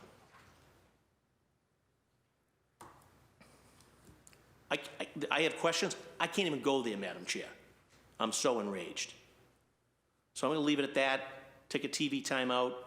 I want to know what we're doing about declining enrollment and what other schools we're going to have to close to manage that. I want to know the average size of high school classes, middle school classes, and elementary school classes compared to other schools across the state.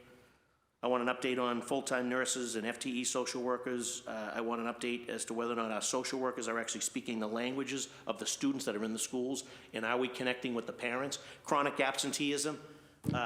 What part of that is sort of parental and grandparental responsibility, aside of the other issues that we're dealing with around homelessness, et cetera? At what point does BPS say that constitutes neglect and abuse?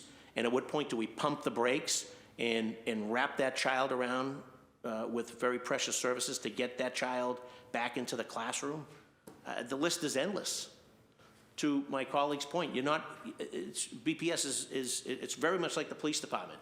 We ask the police department to solve all these problems. We're asking the school department to solve all these problems. To go to the adage, it takes a village, it takes a village. It's not on Boston Public Schools to solve every single problem. But we need accountability. We need accountability within the department. We also need consequences when things are not going in the right direction. And whether that, again, is on the parental, grandparental side, or whether that's on a community side, or to the other issues around homelessness and food insecurity. I mean, the list is endless. We're asking you, through this budget, to solve all those problems. We know that you're not able to do that. But again, I'm losing faith. And year after year after year, we continue to throw more money at it with a declining enrollment, and yet the proof is not in the pudding. And we have, at some point, we have to pump the brakes and turn the trajectory around and get to a point where we're closing those gaps and we're providing a great opportunity and a great future for the children that attend the Boston Public Schools. And I say this all the time, we boast the best colleges and universities in the world, right here in Boston. There's not a problem we can't solve. I firmly believe that. And we should be as boastful about all of our Boston Public Schools, not just cherry pick the schools that are performing well. All of our Boston schools, all of our children should have access to that opportunity. And CEOs continue to come to Boston. They continue to bring their companies to Boston. They continue to bring not just jobs, careers there. And if that stuff's not going to trickle out to all of our neighborhoods, what in God's name are we doing? Thank you, Madam Chair. Thank you, Council Flaherty. Just to catch you up, your questions have been asked, but I would like to sum up at the end of this hearing to get them answered so that you are caught up. And Madam Chair, Julia Mejia of Education has mentioned that she will hold a hearing to discuss this matter further about the mission, and so we look forward to that. In the interest of Ways and Means hearing for budget for schools, we hope that you've taken notes and we can sort of go back to that and just ensure that our council colleague is caught up with those answers. Councilor Lara, Can I just pardon, make one comment? Pardon. If you have a comment outside of this format, press your button and I'll make a decision to refer to you. I did see Councilor Lara's light go off. Did you have a comment to make? Thank you, have Madam 2 Chair. minutes. Thank you. I don't need the 2 minutes. I just wanted to speak because the Mission Hill School has been brought up twice during this hearing. The Mission Hill School is in my district. We have been involved in the process with the school at incredible depth, with the parents, with the students, and with the teachers. And I ask that if my council colleagues have questions or want to have discussions about that process or what's happening at the Mission Hill School, that they speak to me and they reach out to my office before they make further comment on the floor.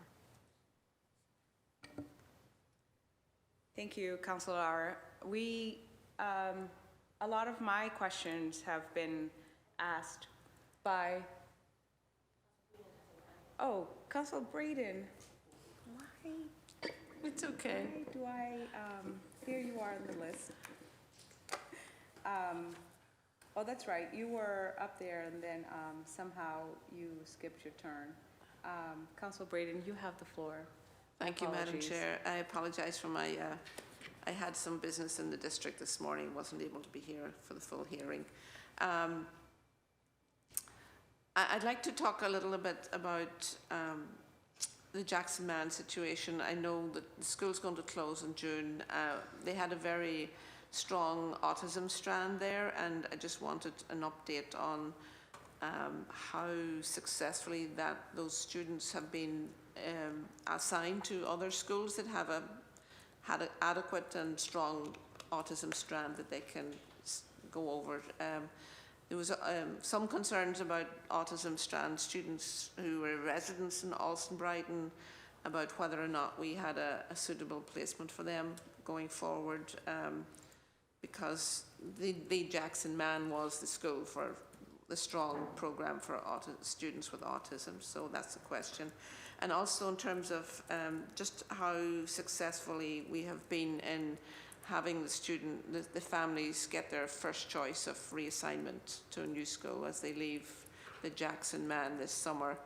I know many families chose to leave already. They jumped ship last year. So we were left with probably a cohort. The population was almost entirely black and brown kids that were left, immigrant families with English as not their first language. They needed a lot more support to find help in making that transition, and I just wanted an update on where we're at with that. Excuse me a moment. Megan, if you wanted to address Council Flaherty, that's fine. Please stick to the budget. Anything in regards to the mission should go to Council Mejir's committee. Yeah, my comments were in regards to Mission Hill, so if it's not appropriate here, I simply just wanted to say we share the outrage and believe in the accountability and consequences that need to happen. Thank you. To Council Braden's questions. We can certainly prepare a more detailed report for you on the assignment status of all the students at the school and where we are overall. What I will say is there is a dedicated transition team at the school with a focus specifically on ensuring students have the appropriate transition. So there's a dedicated person in central office who's coordinating a separate dedicated person in the school to ensure that the transition process is going as smoothly as possible. And they're working in a little team with the family liaison, the social worker, teachers, and other staff to ensure that every student and every family is getting an individualized support through the choice process, if that's appropriate, or through the special education placement process, if that's what's appropriate. Okay. And I will only add a few details because that's my school. So I'm working really closely with the principal that's there, Principal Hernandez, who's extremely dedicated to the community. Yeah, I've spoken with him. Has become quite beloved by many community members, as you know. And his dedication and drive to do it with the community is very clear to me, and I'm supporting that work. Excellent. The other question I had, and it pertains to my colleague, Councillor Lara's comments. Many of our young people, I know from Brighton High School, many of the students there are working. They're working 30, 40, and they're working full-time jobs and going to school. And I know that with COVID and remote learning, we developed some pretty interesting adaptations to, timing of classes and things. Like, are there mechanisms within our school system to identify those students who it is an economic necessity that they have to work, that they're working to help support their families, but some flexibility in the system to help develop a portfolio of work that they can get credit for work that may not be entail sitting in a classroom and their bottoms on a seat, and that there's other ways and creative ways to get some credit for academics. And also in terms of job experience, that segue into the life of work and getting those skills for older students. I know from my experience with my brothers, they get to a certain age and, you know, they're out the door, they're going to school is, but if they can be engaged in this is where the vocational education piece is so important, that there are students who are not intending to go to college. They don't want to go to college. They want to get out into the world of work and earn money and, you know, support their families or be independent in some way. What sort of creative explorations are we doing in that area? That, you know, we are dealing with an incredibly diverse student population, and the students that are the most likely to probably become chronic absentee or dropouts are those very students who maybe we should be doing something different. Absolutely. If I could address you, you're absolutely right. And to date, what we do is tie those work experiences in, if we know of them, to project-based learning opportunities and connect them to content and allow the student to demonstrate, either through portfolio or symposium or assessment, their learning skills. That's one way we can do it. The other way is we have a log-on school where if the student is working and cannot show up every day as attendance is mandated by the state, we can have the student attend the Boston Log-On School, and they can work during the day and log on in the evening, or create a schedule with the log-on staff around their work schedule. Yeah. So that would be an opportunity. Yeah, and very often, you know, preparing for jobs in the trades or whatever, you know, math projects that pertain to a concrete problem that, you know, geometry for carpenters or whatever, you know, there's ways to bridge that, make that connection that makes really engage students in a different way, and actually teach them the relevance of what they learn in the classroom in terms of what's out there in the big world. Absolutely. Thank you, Madam Chair. Thank you for your... Thank you. Thank you. Councilor Murphy stepped out, so you have your time. Chair. So I have two questions. One is it's an ESL SCI sheltered teacher. I have questions about that and inclusion and how it will roll out, but I know that this afternoon we'll be talking about that, so just in case we run out of time. I do appreciate, I'm going to ask my second question first, and I appreciate the answers you gave when Councilor Lara asked you that question, and I know working at the Henderson School and you couldn't fit all the people into the auditorium, and the plays like brought people to tears, and as a school teacher where arts and culture, and one of the orders I filed was to make sure we're investing more in athletics and extracurricular, and that question was asked the other day, why are we only going from $78 to 90 something, why are we not investing more? So I care all about the wonderful answers you gave, and you know, homelessness and all of the things you said are important, we need to address, but we have a $3.6 billion budget. We keep giving more money, and we have declining enrollment. So I would like you all to answer, not being able to say what you would add, what would you take away? And if that meant taking something away would give you a beautiful art program at every school, or all the things you say you wish for. I know as a teacher and would go into budget season, great principals would say like, hey, if we had all the money what would you want? What is your wish list? So that's a great question, but with $3.6 billion budget, I feel like we do have the money to fund all of those things and support the needs. And if we need to go outside of the BPS budget to deal with homelessness and others, we absolutely should. But what would you take away from the budget to then? Because that's the part of the line item. What are we going to take away to add what we think we need? And you all said things we need, and we can make those things happen, but we do have to take away, not just keep giving money and throwing money at it. So please use your time to answer that. Thank you. I'll start. I do think, and the superintendent touched upon this also the other day, I think we need to have a serious conversation about the number of schools we have. And I think, you know, we need to think about if we want to deliver on this quality guarantee, We have some schools that have as few as, 100 students, and we have others that have thousands of students. And so we really need to, this is why I'm very excited about some of the facilities work we're doing, especially around the pre-K to 6 and 7 to 12 design study, because that is going to allow us to engage with the community over the next year to say, what do we want an elementary school to look like? What do we want a high school to look like? And that will include the number of students it will serve.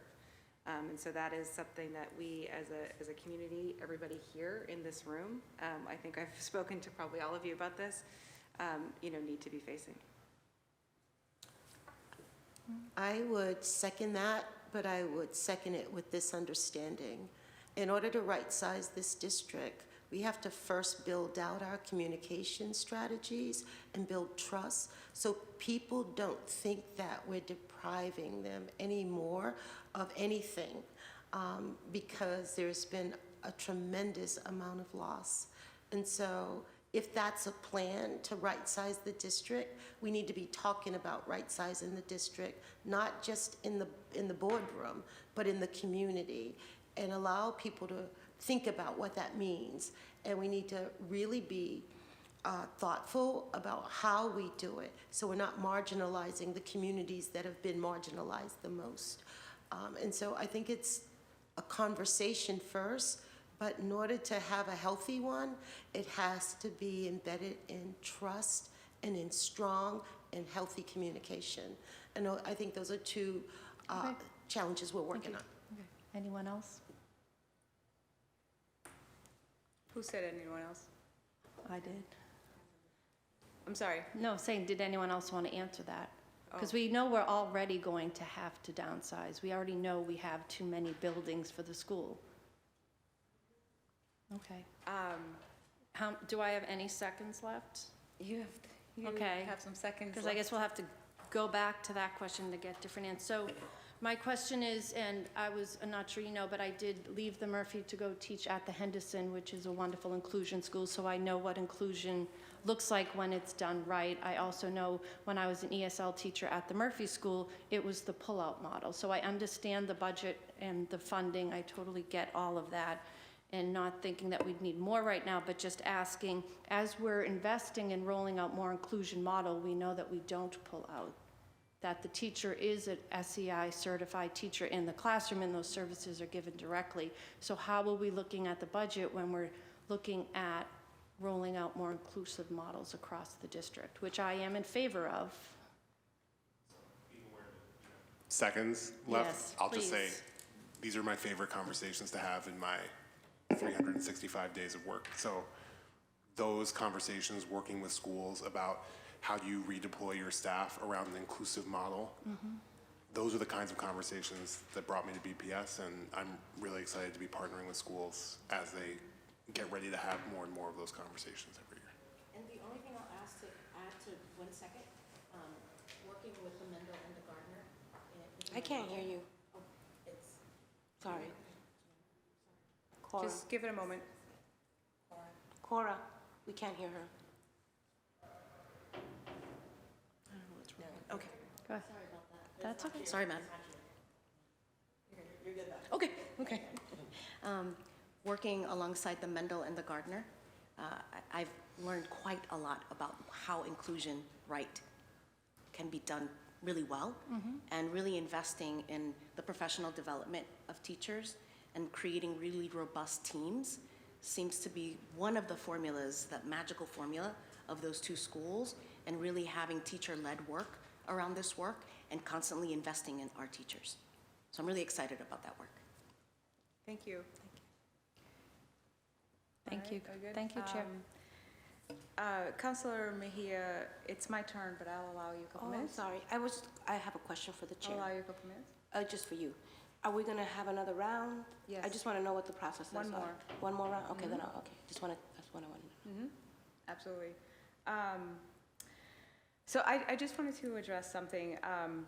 There have been questions about surveys, right? In terms of figuring out why are children dropping out, why are there reduced numbers of enrollment, return on Council Mejia mentioned yesterday on return of investments deliverables, like specific to, what metrics are you using to say we can measure our progress? And then we talked about facilities, and there were points about, well, facilities or schools or the infrastructure is an asset. And then I heard one of you say that although it's an asset, people are assets, right? Teachers and services and all these other things. And we talked about attendance. What does that look like? And that seems obscure as well. How do we actually gather the data that you so much profess that you can populate?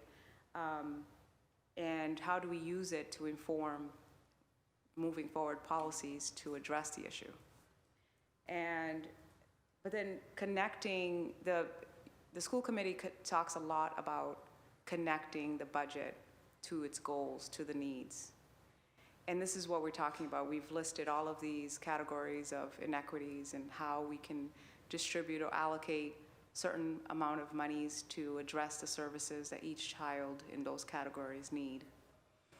What I'm trying to figure out is that although I understand that it's not BPS's full responsibility, and just, for the record, I am a fan of teachers. I think that teachers are absolutely amazing human beings to be able to do a job that is so isolating in facilities that are decrepit and abandoned, to be able to spend out of their own money to go to these schools day in and day out and not give up. Not because they have a career, because they have choices. These are people that go to college and have probably ways of pursuing other things, whether it's a passion or not, they stick to it. And then you have teachers that deal with these issues, emotional and traumas and things that come with the whole child. But you mentioned you want to address the whole child.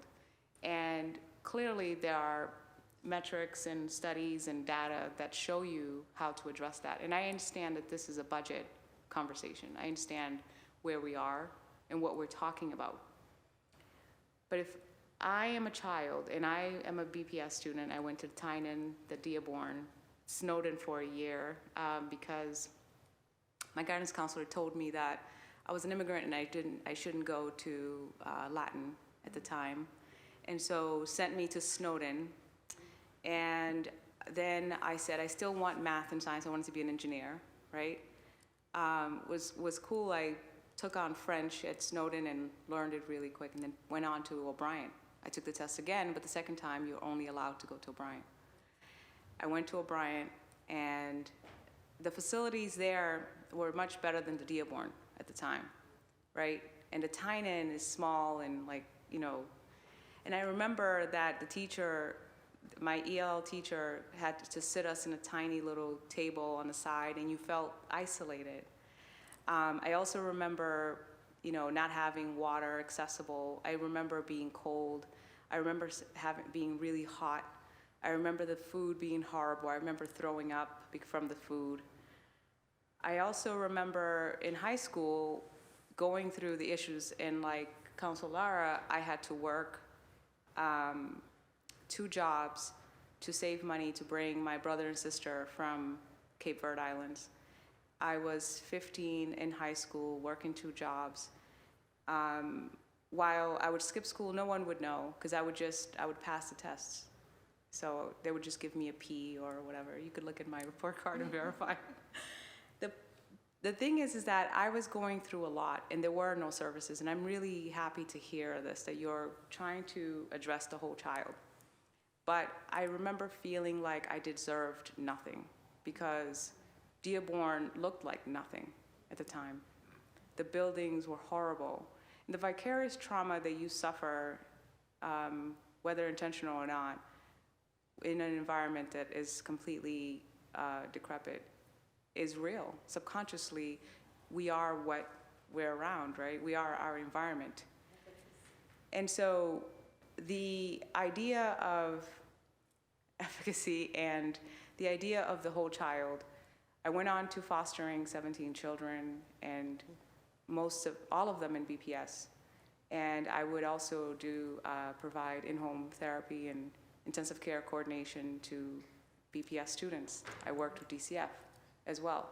So you see how all of these systems that come in place, the state talking about all this stuff about taking on, look at what they did do with DCF. The state has not a good reputation. We need this conversation to be a more serious one and not just an inundated work job for the day, the 9-to-5 thing that we are stressed out about. And we're saying that these meetings are feeling like we're not getting the answers. And so if you could offer a way for us to do this, to actually get some results, if you could actually get a list of the questions that we have moving forward in the next 4 hearings, that the answers come to us in the way that we're asking. And if we're not getting them, if we're not asking them properly, I'm saying I will allow you to offer a different solution, a different approach. Because we have to get to the answer, and this conversation doesn't feel productive. And that's all I have to offer for now. We can go to our public testimony quickly. I think we only have 1 or 2 people signed up. They were supposed to go earlier after the first round. But if they're not signed on, we'll go straight to our 3rd round and continue. If you just allow me some patience, I'll check in with Cora. Anyone? Yes, please. We had Miss Sharon Hinton, if you're still on with us, or Samuel Pierce, if you're still on with us.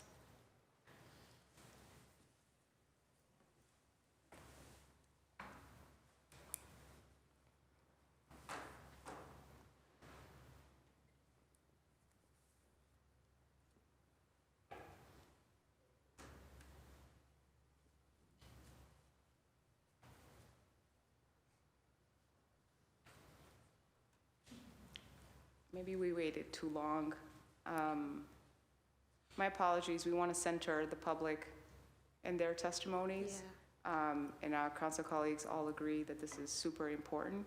But for now, we'll keep going. And then if they sign on, we'll come back. Councillor Mejia, you had your light up. Did you want to make a comment before a 3rd round? Okay.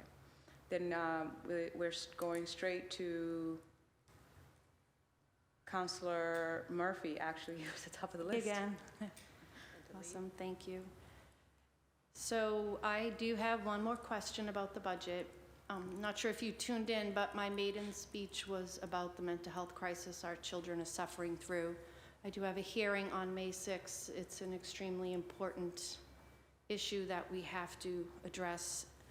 But my question is there money in the budget to address the trauma and the mental health suffering that our teachers have gone through since March of 2020, and not just professional development outside of their already busy school day? I know as a classroom teacher, special ed coordinator right up to June of last year, and now I'm sitting here. But so I know I lived through that. My daughter is living through that. I have lots of close friends and families that I speak to daily about what they're suffering through. So would really like to see if we don't already have specific money allocated to support our teachers, what we're planning on doing for them. You're reminding me of the most recent meeting that I had with my leaders regarding their teachers' compassion fatigue. Mm-hmm. So we're doing a lot of work around the development of understanding that social emotional support needed for the adults in the building. And I really appreciate your question and your uplifting that absolute dire need, because we know that the students will be all right if those adults are all right too. Mm-hmm. So thank you for highlighting that, and know that that's become an embedded part of the work that we're doing also with leaders and teachers. Do you think we need more money in the budget to address it instantly? Yes, ma'am. Because we're losing teachers. Yes, ma'am. We're already losing them, and we're losing them like Tuesday at lunch, teachers are walking out and not coming back. It's not like, oh, maybe next year I'll do something different. Like I would say money and robust partnerships. Okay, because I would love to help on that and making sure, and it's productive for the teachers would be wonderful. And we do have some formal ways that employees can receive help, through the Office of Human Capital. I will say, I think that, the past 2 years have been extremely challenging for our folks. And, yes, the pandemic, but also we're going through some sort of transformation, I think, as a society. And I think that these are public servants who also feel a lack of civility and a lack of respect. So I think that those are also contributing factors as we're coming out of this pandemic, and especially these are folks who've been on the front lines, right, for the past 2 years. And so I don't think everybody really understands what that experience has been like unless you've experienced it for yourself. The dedicated position being added to the budget with a focus on staff wellness. Okay. And the team that's here on Monday should be able to talk more about it. Awesome. Thank you. I'm just going to add this. I believe that it should be our job to generate will. And oftentimes, as adults, we forget to do that with all the initiatives that are in front of us. I think we need to deep dive down into creating the initiative to generate will as part of our pedagogical understanding of leadership. And when you generate will, you inspire, you motivate, you acknowledge, you see people where they are, and you remind them how important they are to you and to what you're asking them to do. And when you do that constantly as part of the work of leadership, what you do is create a psychologically safe space so people don't alienate with their challenges or forget that they're part of something greater than themselves and that they're not alone. So generating will is a key to keeping adults well. And we don't talk about it. We wait till people are sick or acting out to intervene. But if we upfront generating common goodwill in our workday, every day, our teachers would feel far more respected, far more able to. I agree, and I think that that's something that every school should have in 2018, like way before the pandemic, right? But I'm speaking directly on because this has happened to us, this pandemic and these teachers, because there are many teachers who would say they wanted that before. Yeah. And they weren't getting it, and they were leaving for those reasons. But now we know this is a very specific reason. Yes. Yeah. Great, thank you. Thank you. Councilor Lujan, is it okay if Councilor Brayden goes first? She has to leave in 5 minutes. Absolutely not. Just kidding. Thank you. Just a quick one. Just in terms of my understanding of the special education budget for related service providers, is it correct that we get federal monies for that? And that money's not just earmarked for students who are enrolled in Boston Public Schools, but students who are resident in the city of Boston. Correct. So there's a couple different funding sources for special education, including the IDEA, which is Individuals with Disabilities Education Act, gives us funding. It's an entitlement grant that we receive for special education services. The state also has what they refer to as circuit breaker for high-cost special education services. It's a reimbursement for expenditures that we make as a district. I will just note, overall, we spend a lot more on special education services than both of those funding sources. We are obligated and are the service provider for related services to all students in Boston. That includes private and parochial schools, students in charter schools as well. So that's part of our work, is to identify and provide those services. Do we have any numbers on how many of those students there are? Those students who are not enrolled in Boston Public Schools but do require services? I can request that from the Office of Special Education. You may be familiar, Alston-Brighton has a huge Orthodox community, and it is a question that I've been asked about, access to those related service providers and working through that problem. So I think the IDA money is what we're thinking about.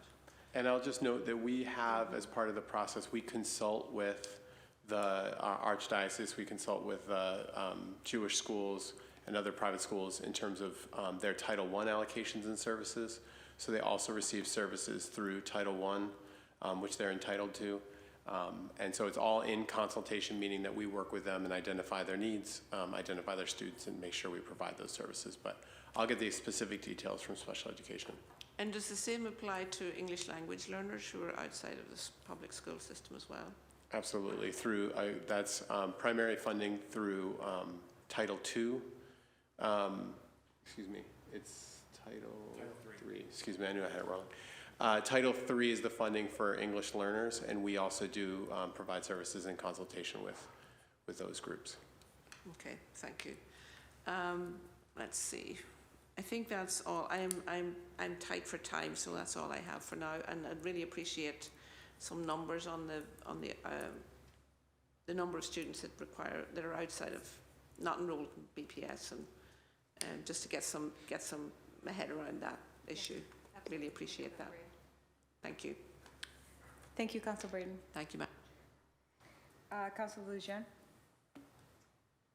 Thank you, Madam Chair, and thanks again for, I think this, has, at least for me, been helpful to hear, and as a new counselor to understand how we're thinking about our schools and our budget.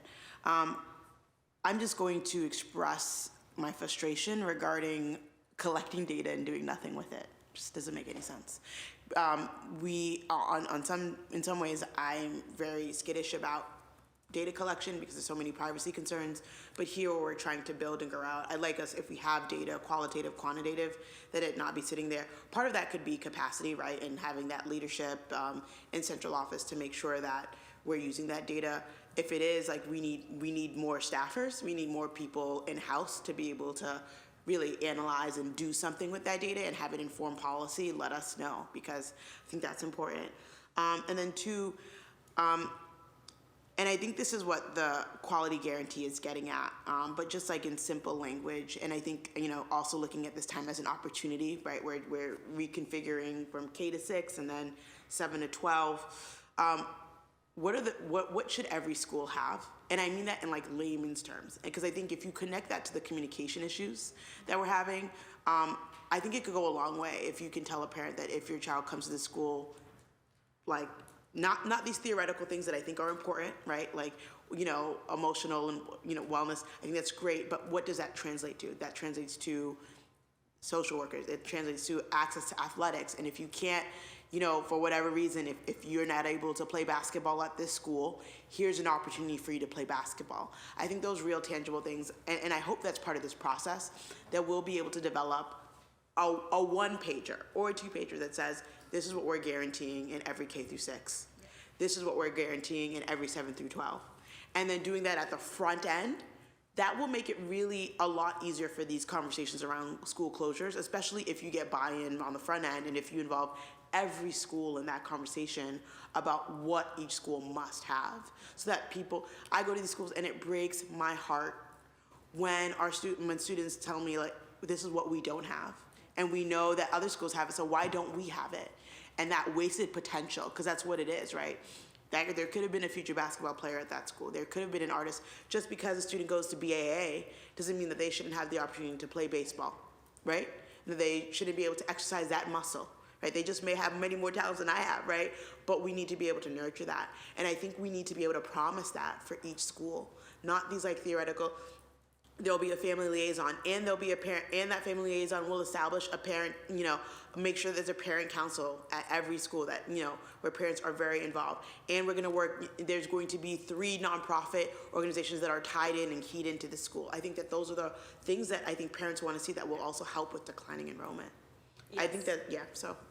Short answer, yes. I mean, that is the goal and the vision. This is why we actually have a more detailed slide on the quality guarantee that I'm happy to share, which does talk about under each bucket sort of what does that look like? Gyms, cafeterias, Right. right?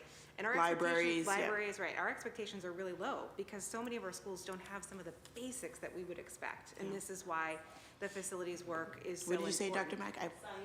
Science labs, yeah, right? science labs, yeah. It's a shame that Madison Park, it's like their chemistry lab is deteriorating.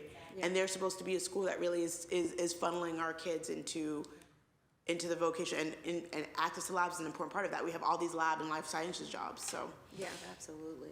And it's also where, just to finish up, sorry, Dr. Mack, but this is why the K-6, 7-12 design study that we're doing over the course of the next year, and I really invite all of you to participate in this. This is gonna be a huge community engagement project that we do to help us design a baseline of what an elementary school should look like and have, and what a high school 7-12 should look like and have. And so by this time next year, when we're before you talking about our capital budget, we are gonna have that baseline, and then it's going to allow us to say, well, this is the next school we're doing, so they need these tweaks on this baseline, or they need these additional things. I think that's gonna really help expedite the work that needs to be done. Thank you. And then, do I have 1 minute? Okay. I'd like to, I think you did a little bit, but what schools don't fit into the weighted student formula model so cleanly? I think I'd like a little bit more insight onto that, even though we're about to, thankfully, looking into changing that. And then second, and we didn't talk about it a lot, but how does the Student Opportunity Act, how did that, and funding from that, how is that supporting the transformative work that we're trying to do in our schools? So, happy to take that. So there are 6 schools that are not funded through weighted student funding currently. They're the Horace Mann School, the McKinley sort of network of schools, the Carter School, Boston Adult Technical Academy, BATA, the Newcomers Academy portion of BINCA, which is technically in our budget 2 sort of separate programs collected as one school, and then Community Academy. Those 6 schools are funded on essentially programmatic capacity. How many students do we want them to be prepared to serve, not based on enrollment projection. And then I just blanked on the second part. The second question was around the Student Opportunity Act, the increased funding, local funding. My understanding, and so as a dependent district, we're fortunate to be insulated from a lot of the state financing that gets passed through the city, and we partner with the city budget office in order to come up with our overall our budget. The Student Opportunity Act was leveling the amount of funding that we would get for schools in the city of Boston in future years. So it wasn't anticipated to increase the amount of funding. It was going to stop the amount of declining funding that we had projected.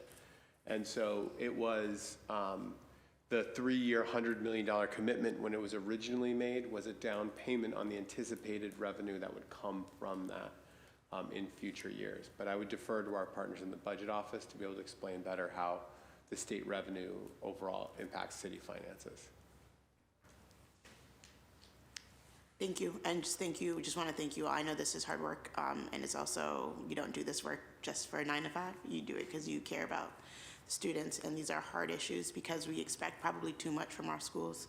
But I do want to, this is an opportunity, right, with so much new leadership, new superintendent, and I just hope that we seize it. So thank you. Thank you, Councilor Lujan. Councilor Mejia? Thank you.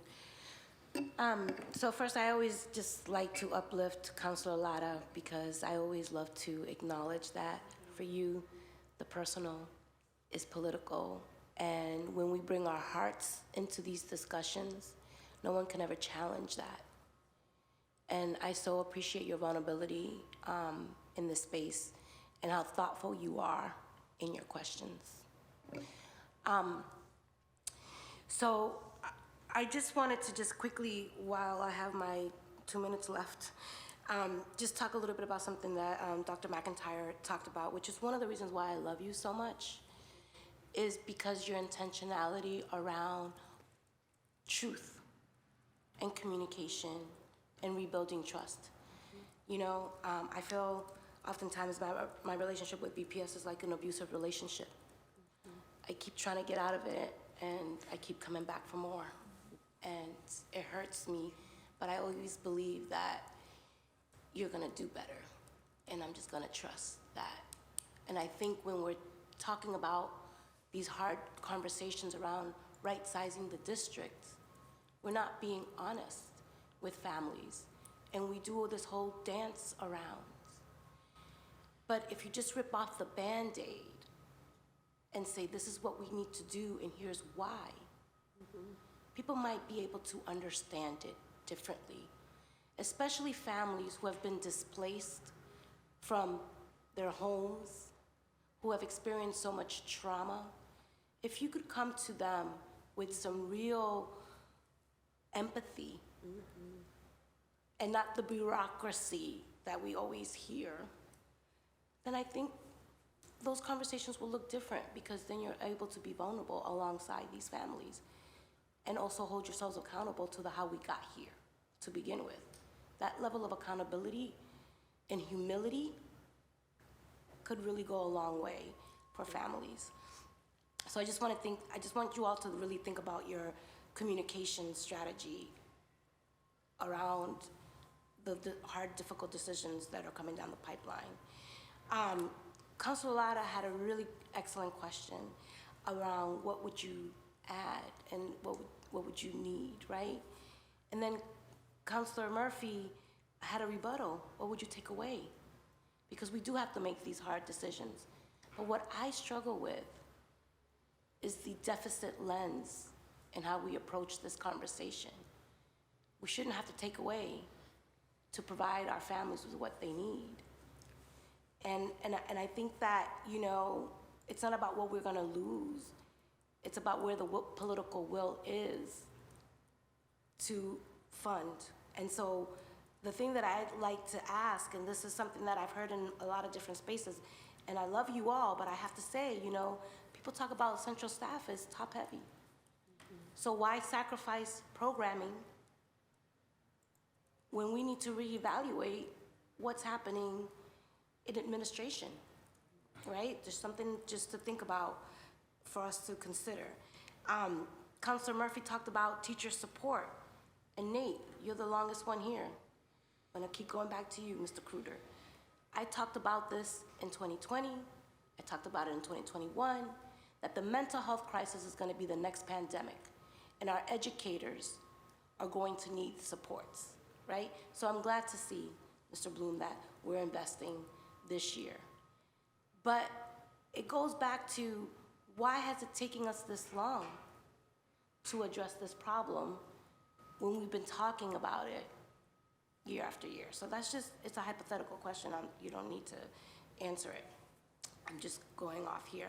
And I'm glad that I see Blair in the house. I know she's probably mortified that I'm calling her out. Blair's the best. Blair is the best. And I've worked with Blair on that survey. And I think we have talent in BPS. We just need to invest in that talent so that we could deliver. And then so this is my question now. I'm prefacing it all for you. You know, Councilor Lara and I are going to be hosting a town hall this afternoon around some of the violence and the school safety issues and the restorative justice and the mental health and wellness of our students. If families aren't feeling safe in our schools, right? And if we're not responding in ways that center healing, you could put those two things together and wonder, people are probably leaving for a number of reasons, right? I guess my question is, as we continue to have these conversations, the budget hearings are gonna go on for some time now. I'm just curious, you know, what are we doing to implement more restorative justice prevention investments in our schools to help support these issues? Dr. McIntyre, I'm going to you for just that. Okay, thank you for the question. We have a wellness department at BPS, and there's training available for our school communities to learn restorative justice. We have weekly newsletters to support the implication of restorative justice. We also have a commitment to not suspending or expelling our students because of status quo. We have a commitment to disrupting the school-to-prison pipeline, and we live it, and we breathe it, and we do it every day. So our suspension and exclusion numbers are monitored regularly, weekly, monthly, and everyone gets a readout. So we're really focused on building the sort of behaviors that are necessary for students to be successful in school. I'll give you this example. At the Burke High School, we don't engage disciplinarians because the fact that you do suggests that you're looking for trouble. What we engage are engagement counselors, people there to help you solve the problem and get back to learning. And as a result, there, if you looked at the data, the suspensions have gone down to about 7 maybe in a year. And so just focusing on that and providing supports that students need in order to be progressive in their school and in their work. The next comment I want to make is around central office. Anna and I as superintendents, we're principal supervisors. Our work is in the schools. We don't have an office at central office. We have a conference room where we gather with others when we're problem solving from a systems level, but our job is on the street. Just saying. That's right. I love that. Thank you. Councilor Lara, you have the floor. Street workers. Thank you, Madam Chair, and thank you for the BPS staff and my colleagues for being so gracious with my emotional outburst earlier. Love you. Love you. Thank you. I will continue on that thread, mostly because, so my son goes to the Mozart Elementary School in Rosendale. It's a beloved school. The principal is exceptional. And at any given moment when my son Zaire has an IEP and he requires a bus monitor. And sometimes we don't have a bus monitor. And when the bus drops him off at school, it's the principal jumping off the bus with the kid. And so I say that to say that the reason why some of our most beloved schools are so successful and people love them is because the teachers and the principals are breaking their back to close the gap, right? So it's not, so this idea that we are somehow spending too much money on BPS is triggering for me, especially when, you know, to compare Boston Public Schools to the police department and to say that we're asking our schools to do too much and we're also asking the police to do too much, and then to sit in the city council chambers and say, we need to stop throwing money at Boston Public Schools, but we need to not decrease the police budget. It's a slap in the face. We are asking BPS to do too much. We are asking the police department to do too much, and we need to ask them to do less, both. And the way that we ask you to do less is by investing in the external supports that are going to create the ideal conditions so that you can do your job with the students. And I see a lot of my council colleagues constantly vote against and fight against initiatives and policies here on the city council floor that will help stabilize families so that BPS can perform appropriately. And so I'm sorry that I took my time to make a point out of that. Appreciate it. But you can't vote against economic development, you can't vote against housing, you can't vote against, you know, this and then say, why are you not functioning? When our children and our students are suffering. So my question is around the school improvement grants. And so we have school improvement grants, and this is a quote, school improvement grants for schools exiting turnaround. One, can you define what exiting turnaround means? Support for the fiscal year 23 budget includes $1.79 million in funding to transition the Channing, the GRU, the English, Brighton, Excel, and Madison Park schools where previous school improvement grants have ended or funding is tapering. So this number works out to about $500 per student per year. Does that feel like a right-sized amount? So I can tell you where that funding comes from. So when the state used to name schools turnaround, which they don't exactly do anymore. They do something a little bit more vague. They use a more soft landing. Exactly. They would give schools a grant that was sort of a pass-through from the federal government for 3 years to give them the additional funding they need to turn around. And the thing that BPS found was that it doesn't take a school 3 years to turn around. There's a longer, well, maybe with the exception of the Burke. The Burke is a success story. Yeah. And so that Sorry, oftentimes. the only high school in the state that has exited turnaround. Yes. Wow. But we can spend all day complimenting. So what the policy of the school committee is that we fully fund that turnaround amount when the grant from the state ends. And then when the school exits turnaround, we slowly step down that amount of funding to bring them back to the sort of same level of funding as a traditional non-turnaround school, with the only exception being extended learning time, whereas we fully fund any extended learning time that is continuing past that. So the Channing is the most recent example of a school to start stepping down as they've been exiting turnaround. Their extended learning time continues to be funded, but their other supports are slowly decreasing. Now, they're not actually because of the hold harmless, but. And so this number is reflective of the tapering? Exactly. Which is why the $500 is the so original size of the grant, and then for schools that are still in turnaround, and then the tapering down for schools that have exited. Thank you. Madam Chair, I have no further questions, but I do, Dr. McIntyre, you know, we've talked at least 7 times about the Burke, and it's like, maybe not the Burke. Maybe we should, you know, assign you all of the turnaround school. If we could just duplicate that's a big takeaway. I think cloning. Cloning. I McIntyre mean, you know, would and be I say that because, like I strategy. mentioned, I went to the Burke, and when I went to the Burke, I was walking into a prison. It was not, you know, it was not a joyful experience to go there, and I think that the outcomes of the students there was reflective of that. So I'm really grateful, and I know that the parents in that neighborhood and the students they were also really grateful. So thank you, Madam Chair. Thank you.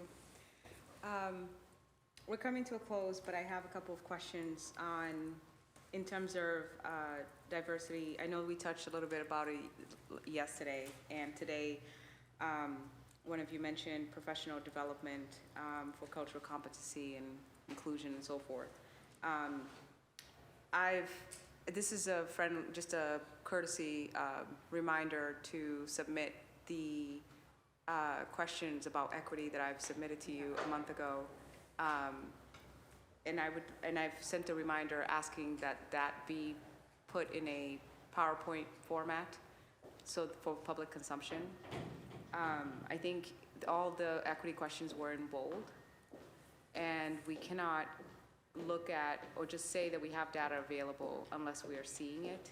That was submitted to you. These are our questions that I compiled and sent to you.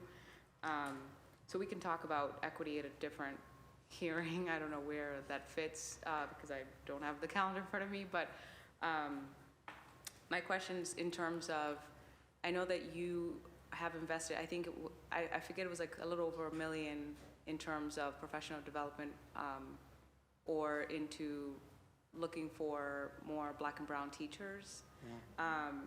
But then there are fees that they have to pay, for example, when they take exams and other barriers to attaining that level of, you know, either education or licensing.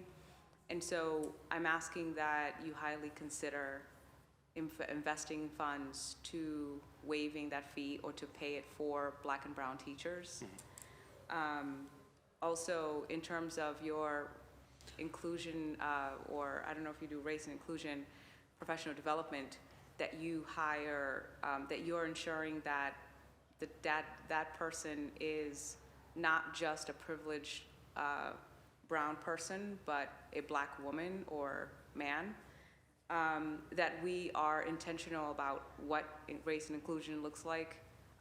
And so your person that is leading that the people that are teaching that are people that have experienced those levels of discrimination.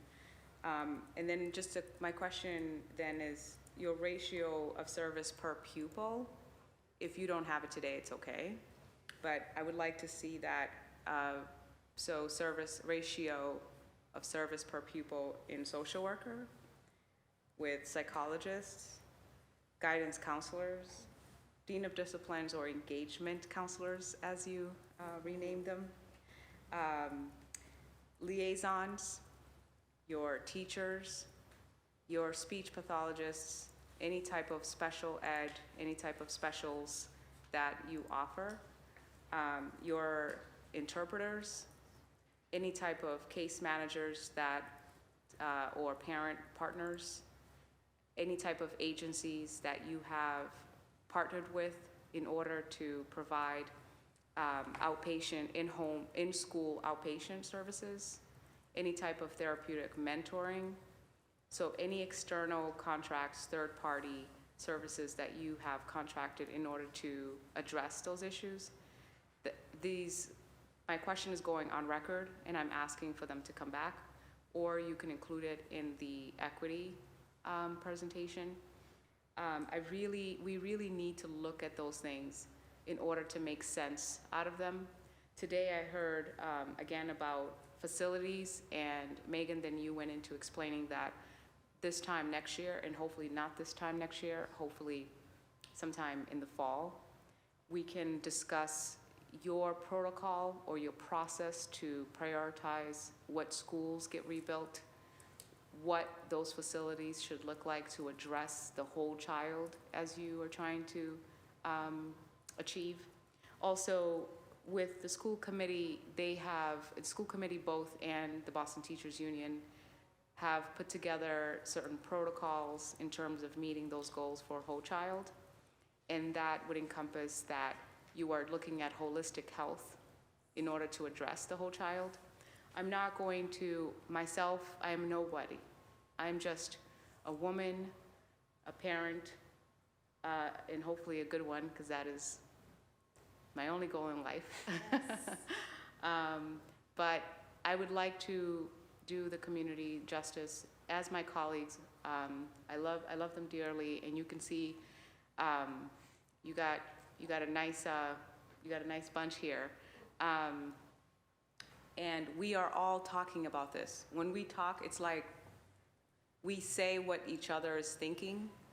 We're literally finishing each other's sentences, and so if you can put together precisely what is your process for selecting schools and prioritizing which school gets services, which schools gets rebuilt, and which school, and how do you ensure, or how, like when you were talking about, okay, what a school needs, but what is the process of which school do we do first? And how do we do that? Do we do that with community? Do we do that with the council? What does that look like? And then tell me your application process to the city in terms of capital or the budget. Who decides what school gets money? And what is that process? And what is the criteria of prioritizing what school and what services? That's on record. I would love to get those answers. In writing first, preferably. The equity in the present PowerPoint presentation, please. And I would like to share them with my council colleagues so we can discuss them over a working session. I would like your advice and your encouragement on different approaches to have this conversation so that we are productive and we are all achieving the goals that we both so vehemently say that we share. Thank you so much. Thank you. And just, if anyone has any closing comments or statements, all right, meeting adjourned.